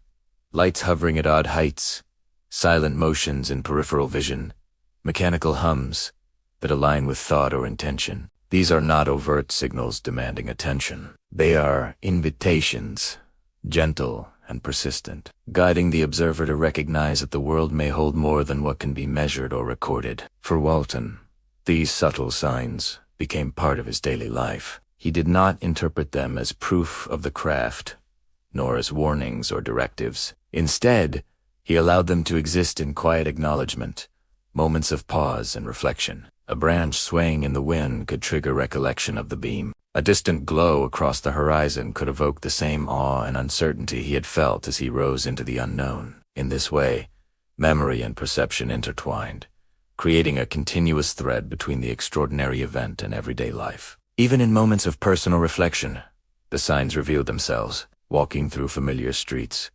Travis might notice a shadow that seemed to move counter to natural light. In the quiet of his home, a low hum might vibrate through the walls, imperceptible to others, yet perfectly attuned to his awareness. And always, the question lingered in soft thought. Is this memory speaking to me, or is the world trying to reveal something new? The line between the two was subtle, but it was precisely in this subtlety that wonder thrived. These clues, though minor, also shaped social interactions. Friends and fellow witnesses began to share their own unusual experiences, often prompted by the memory of Travis's disappearance. A misaligned streetlight, an odd reflection in a window, an unexplainable shadow in a photograph. These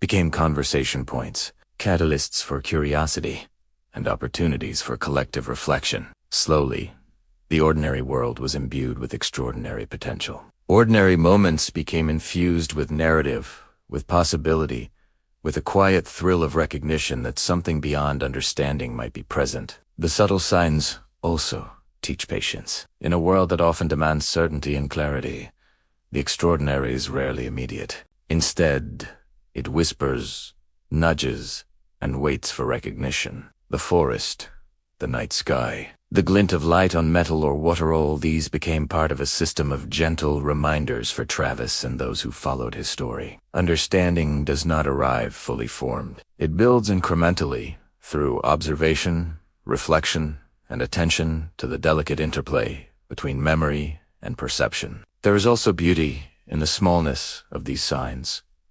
They do not overwhelm. They do not force revelation.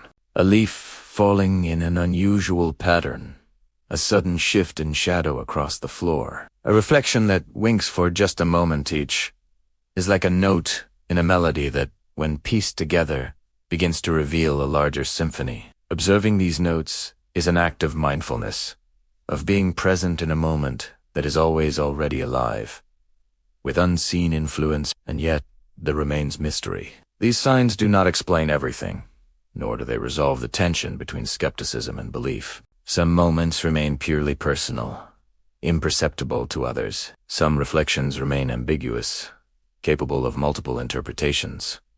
But perhaps this ambiguity is the point. Perhaps the universe communicates in patterns that are never fully captured, in threads that invite curiosity, not certainty. For those listening now, in the quiet of their rooms or under the soft glow of a night lamp, this chapter offers a gentle reminder. Extraordinary experiences do not always announce themselves loudly. They exist in quiet patterns, in fleeting glimpses, in the gentle hums and shifts of a world that is larger, stranger, and more alive than we often recognize. Travis's night in the forest revealed the extraordinary in a dramatic way, yet the following decades taught another lesson.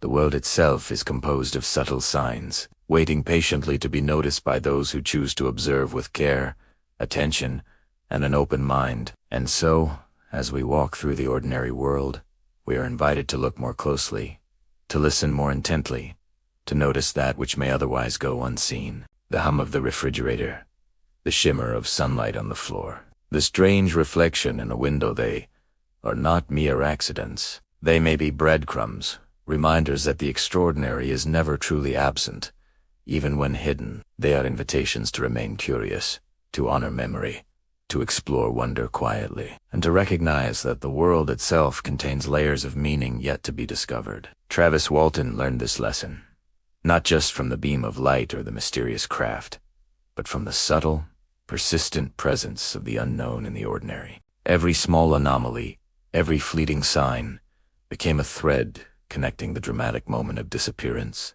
to the ongoing narrative of discovery, curiosity, and reflection. In paying attention, he and all of us who listen carefully participate in a world alive with possibility, where every quiet moment may hold a clue to the extraordinary. And as these subtle signs weave through life, they beckon us forward, toward discoveries that may only reveal themselves in patient observation and quiet wonder. Chapter 20. Patterns in the Sky. Tracing the unseen in the night sky has always been a storyteller, long before names were given to constellations, before telescopes and satellites. Humanity looked up and traced narratives in the points of light scattered across the darkness. Each star, each streak of motion, suggested connection, hinted at order, whispered possibilities. For Travis Walton, who had glimpsed the extraordinary firsthand, the sky became more than a backdrop. It became a living canvas, filled with patterns both subtle and profound. Even years after his disappearance, Travis often found himself staring upward, drawn by an instinctive curiosity that was no longer casual. The forest, the truck.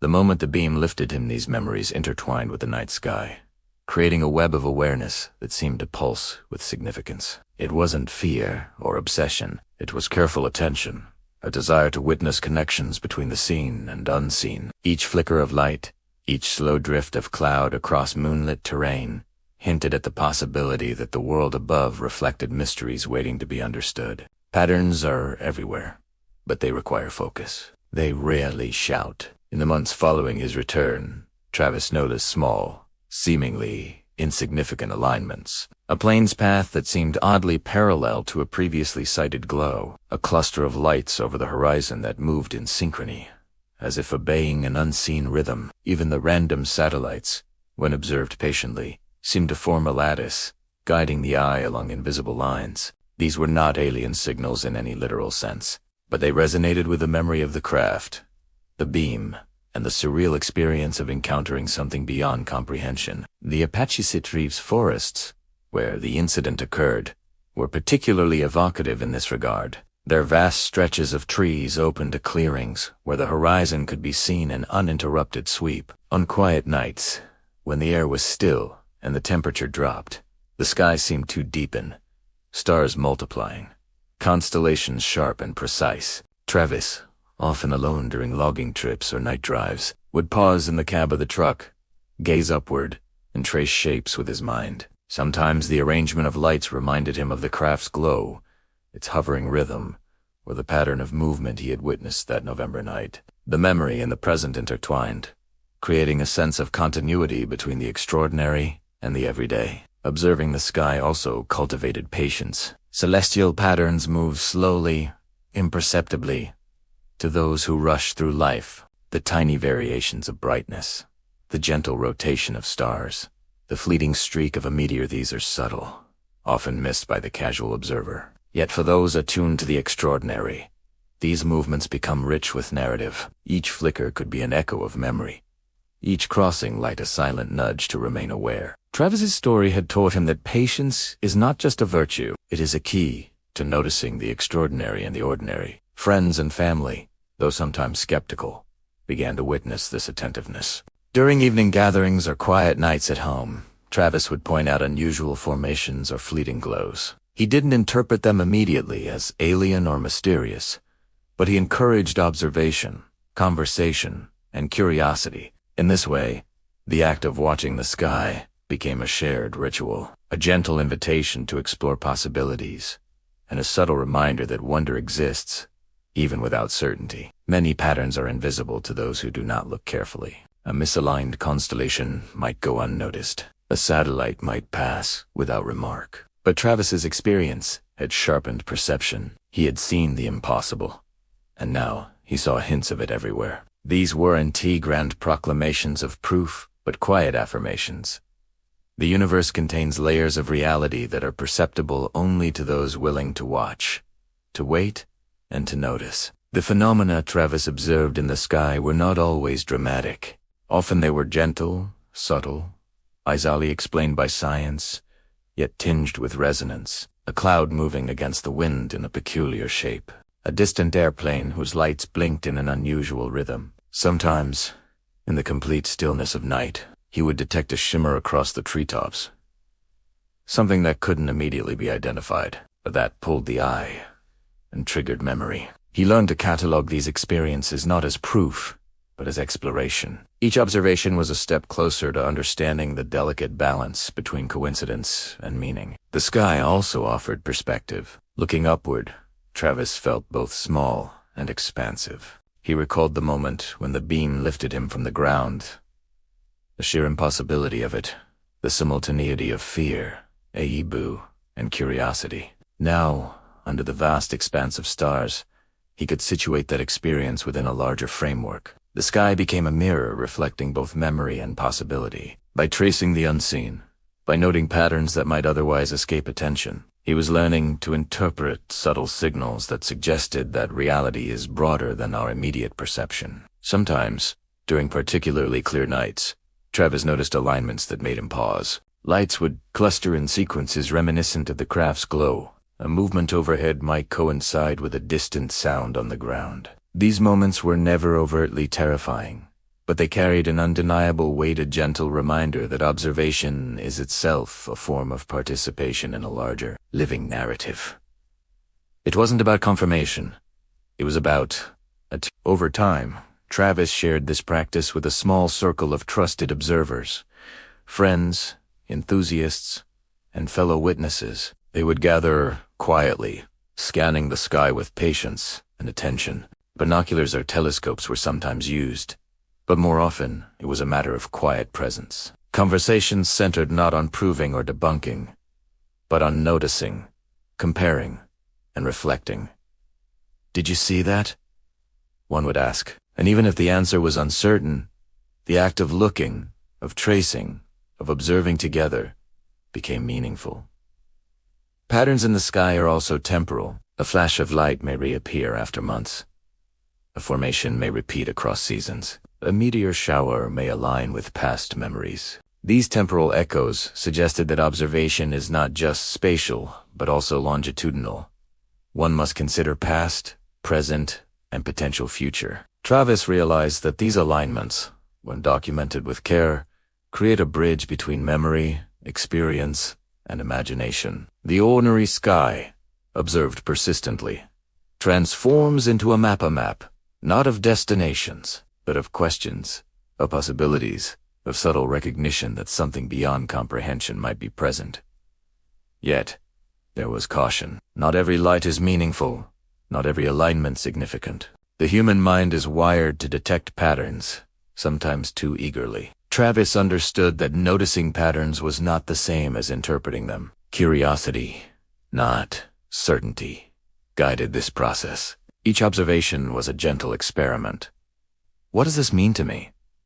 Does this resonate with memory? Could this be an echo of the past, or simply a coincidence? By holding questions lightly, without forcing answers, the sky revealed its stories at its own pace. This practice of careful, patient observation also nurtured reflection. As the night deepened, Travis would sometimes recline in the cab of his truck or on a quiet clearing in the forest, eyes tracing the movement of lights and shadows. He would reflect on the beam, the craft, and the extraordinary moments of that night. The sky offered a way to integrate the experience into daily life, not as a spectacle to be solved, but as a living, breathing mystery. Even in moments when no unusual lights appeared, the sky itself became a teacher. Its constellations reminded him of order and vastness. Its shifting patterns suggested impermanence and change. Its infinite depth reflected the boundless nature of possibility. In a world increasingly consumed by certainty, deadlines, and schedules, these nocturnal observations became a sanctuary of openness and contemplation. In essence, tracing patterns in the sky became a meditation, a dialogue, and a gentle act of discovery. The extraordinary of November 5th, 1975, had introduced Travis to a universe larger than his previous understanding. The ongoing practice of watching, noticing, and reflecting allowed him to engage continuously with the unknown. The sky, in all its quiet brilliance, became a guidepost, a mirror, and a canvas for wonder. Travis's story teaches that even in the absence of dramatic events, the ordinary world contains patterns waiting to be discovered. The sky is not just a backdrop, it is alive with rhythm, sequence, and subtlety. Observing it patiently encourages mindfulness, curiosity, and the recognition that reality may always have hidden layers. And for anyone willing to look closely, even the most familiar night can reveal moments of the extraordinary. Just as the memory of a glowing craft, a fleeting beam, or a suspended moment can linger quietly across decades. And as the stars traced their silent arcs across the night, the unseen threads of mystery wove ever closer, guiding Travis and us toward revelations yet to come. Chapter 21. The Awakening, integrating wonder into everyday life. The days had passed, the weeks had turned to months, and even decades had etched themselves quietly into memory. Yet for Travis Walton, the extraordinary night in the Arizona forest remained vivid, not as a single event, but as a lens through which every day could be observed anew. Life moves steadily, quietly, in its habitual rhythms. But once the impossible is witnessed, once the boundary between ordinary and extraordinary has been crossed, it leaves a trace. It shapes perception, softens assumptions, and widens the aperture through which the world is seen. The awakening was not sudden. It was gradual, gentle, almost imperceptible, like dawn creeping across a quiet forest. Travis found himself noticing things he had ignored before, a shimmer of sunlight on the edges of leaves, the subtle patterns of wind shifting across grass, the faint hum of life in a forest that most would consider silent. Each detail, mundane in isolation, seemed layered with meaning, connected in ways that hinted at a larger order just beyond comprehension. This was not fear or obsession, it was attentiveness, a cultivated awareness born of experience. Even his interactions with others began to shift. Conversations that had once revolved around schedules, paychecks, and whether now included reflection, curiosity, and gentle wonder. People who knew Travis well noticed a difference. He listened more intently, asked questions that encouraged thought, and found awe in moments others might dismiss. It wasn't that he claimed to know the universe's secrets. Rather, he'd learned to honor its mysteries, to allow the unknown to exist without forcing it into explanation. The forest itself became a companion in this journey. Turkey Springs, once merely a work site, now held resonance. The trees whispered with wind patterns that mirrored his memories. Shadows shifted in ways that hinted at geometry unseen, and even the stars, visible through the open clearings, suggested silent symphonies of light. Here Travis realized that extraordinary experiences do not always need extraordinary proof. To matter, they need attentive eyes and receptive hearts. Daily life, of course, continued. Logging schedules, family obligations, and routine chores could not vanish. But Travis discovered that the extraordinary could coexist with the mundane. It could inhabit the pauses between tasks, the quiet moments of reflection, and the spaces in which ordinary patterns reveal subtle hidden threads. The same way the beam had lifted him into the unknown, attention could lift awareness, showing that wonder exists in the ordinary, if one chooses to see it. In his home, Travis created small rituals to honor this awareness. Early mornings were spent observing the horizon, tracking the sun's ascent with gentle care. Evenings were reserved for the night sky, allowing stars to twinkle not as distant objects, but as companions, silent witnesses to both memory and possibility. He shared these practices with family and close friends, not to convince, but to invite others into the slow, patient rhythm of noticing. There was no urgency, no need for proof, only presence, reflection, and the quiet joy of curiosity, nurtured without expectation. One evening, as the sun set behind the distant ridges, Travis found himself walking a familiar path through the forest. The air was cool, still, scented faintly with pine and earth. Shadows lengthened, and the sky shifted from soft orange to deep indigo, punctuated with the first stars of night. He paused in a clearing, listening. There was a subtle hum in the air, a vibration not audible, but felt like a pulse through the soles of his feet. The forest breathed. The universe pulsed. And for a moment, the distinction between him and everything else dissolved. He was not merely an observer. He was part of the unfolding rhythm, attentive to patterns, both subtle and grand. The awakening also reshaped how Travis shared his story with the world. He no longer framed it as a battle between believers and skeptics. He no longer sought to prove or defend, to justify every detail. Instead, he told it as he had lived it, a story of curiosity, of openness, and of moments that stretched understanding. Listeners were invited to reflect, not to accept blindly. They were offered glimpses of wonder, memories that suggested that reality might always contain layers yet unseen. T's approach, gentle yet profound, allowed others to engage without fear, without judgment, and without the pressure of needing certainty. Stories, Travis realized, are not always about answers. They are about guidance. They map the emotional, psychological, and spiritual terrain of human experience. His encounter, while extraordinary in its literal events, also became a metaphor, a guide for attentive living. It suggested that even the most ordinary day could hold subtle phenomena, small yet meaningful mysteries, and experiences that quietly challenged perception. The act of noticing became an art, and in this art, both he and those who listened found solace, curiosity, and reflection. In the evenings, Travis often revisited the moment in the forest, not with fear but with careful recollection.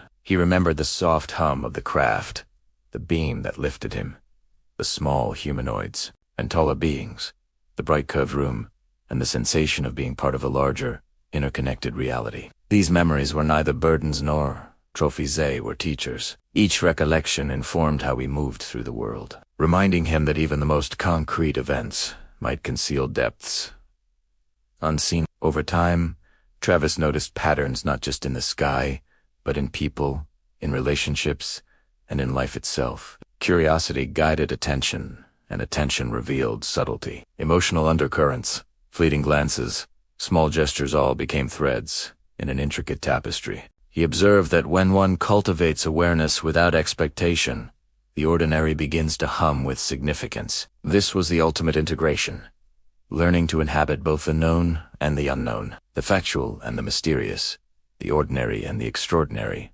without conflict. Even as public fascination persisted through documentaries, interviews, and books, the core lesson remained intimate. The real impact of the experience was not necessarily what others believed or disbelieved, but how it reshaped perception and mindfulness. Travis discovered that life, observed attentively, can reveal moments of awe as frequent and subtle as the twinkling of distant stars. It is in the gentle shifts of light, the quiet sway of branches, and the fleeting streak of a distant aircraft that the extraordinary continues to whisper. He began mentoring young observers, enthusiasts, and dreamers, encouraging them to notice rather than assume, to question gently rather than demand, and to cultivate patience and presence. He taught that witnessing does not require understanding, and that the universe often reveals its patterns slowly through repetition, observation, and reflection. These lessons, rooted in his personal journey, became a gift not only to others, but also to himself, a daily practice of openness and wonder. By integrating wonder into everyday life, Travis transformed the ordinary into the extraordinary. He understood that the beam, the craft, and the beings were part of a narrative larger than himself, and that the ultimate lesson was not about proof, but about engagement with possibility. Life, in all its routines, could be permeated with mystery if approached with attentiveness, patience, and humility. And so, Travis walked through his days with a quiet attentiveness. He laughed, worked, loved, and reflected, each action informed by the knowledge that reality might always hold more than what is immediately apparent. The extraordinary did not reside only in flash and spectacle. It dwelled in subtle patterns, fleeting observations, and the gentle unfolding of time. By embracing this, he had achieved a form of awakening, the capacity to live fully in both the seen and the unseen, the known and the unknown, the ordinary and the sublime. The lesson extends to all who hear the story. Wonder is not always about dramatic encounters or impossible lights in the sky. It can be a leaf drifting across a stream, a breeze brushing against the skin, a constellation tracing a silent path across midnight. It is cultivated through attention, patience, and a willingness to inhabit the world with curiosity and reverence. Travis's experience reminds us that when we observe carefully, the universe opens itself in subtle ways, showing us that we are participants, not just spectators, in an unfolding cosmic narrative. And as night falls over the forest of Arizona, as stars quietly shimmer and clouds drift in slow patterns across the horizon, the memory of that beam, that craft, and that extraordinary encounter lingers. It is neither proof nor spectacle alone, but a guide, a reminder, and an invitation to notice, to reflect, and to embrace the possibility that life may always contain more than meets the eye. Travis Walton's journey of awakening, of integrating wonder into everyday life, is complete not with finality, but with continuity. The extraordinary has become inseparable from the ordinary, and the ordinary is now imbued with the extraordinary. In this delicate balance, he has found serenity, meaning, and a quiet joy that persists even when the world may remain skeptical, unaware, or indifferent. In the end, the story is not only about a beam, a craft, or beings from beyond. It is about living attentively, observing carefully, and allowing wonder to shape perception, memory, and experience. It is about tracing patterns, noticing subtleties, and embracing curiosity as a lifelong companion. And it is about understanding that some mysteries are not solved, they are lived, quietly, gently, beautifully. And with each nightfall, the universe whispers again, inviting all who watch to awaken, notice, and wonder. Here's a hypnotic, cinematic outro for your 21-chapter Travis Walton Night Whisper series. Perfect for a bedtime story or video narration. And so, the story of Travis Walton comes full circle, not with answers, but with reflection. The beam, the craft, the beings. They are no longer just events in a forest long ago. They are threads woven into the fabric of curiosity, wonder, and attentive living. Some will say it was real. Some will say it was imagined. Some will never decide. But perhaps the truth is not in proof or disbelief. It is in the way it transforms perception, in the way it teaches us to notice the extraordinary in the ordinary, to embrace mystery without fear, and to walk through life with open eyes and an open heart. Tonight, as the stars shimmer quietly above, and the wind whispers through trees like it carries secrets of the cosmos, remember, the universe is larger, stranger, and more beautiful than we can comprehend. And sometimes, it invites us to simply pause, breathe, and wonder. If this story stirred your curiosity, if it made you look a little closer at the world around you, then the story has done its work. Because in the end, every beam of light, every shadow, every fleeting moment of the unknown is an invitation to explore, to reflect, and to imagine what lies just beyond the horizon of understanding. Thank you for listening. Close your eyes, let your mind drift among the stars, and remember, some mysteries are meant to be lived, not solved. And so, the mystery of Travis Walton remains, 50 years later, unanswered, debated, and unforgettable. Some say the truth is out there.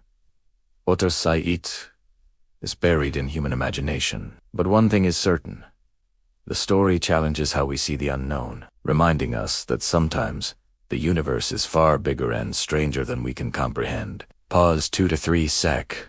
Music swells. If you found yourself captivated, amazed, or skeptical, share your thoughts below. Could you imagine disappearing into the unknown, only to return with a story that defies explanation? Like, subscribe, and hit the bell. The universe is full of mysteries, and we're just getting started.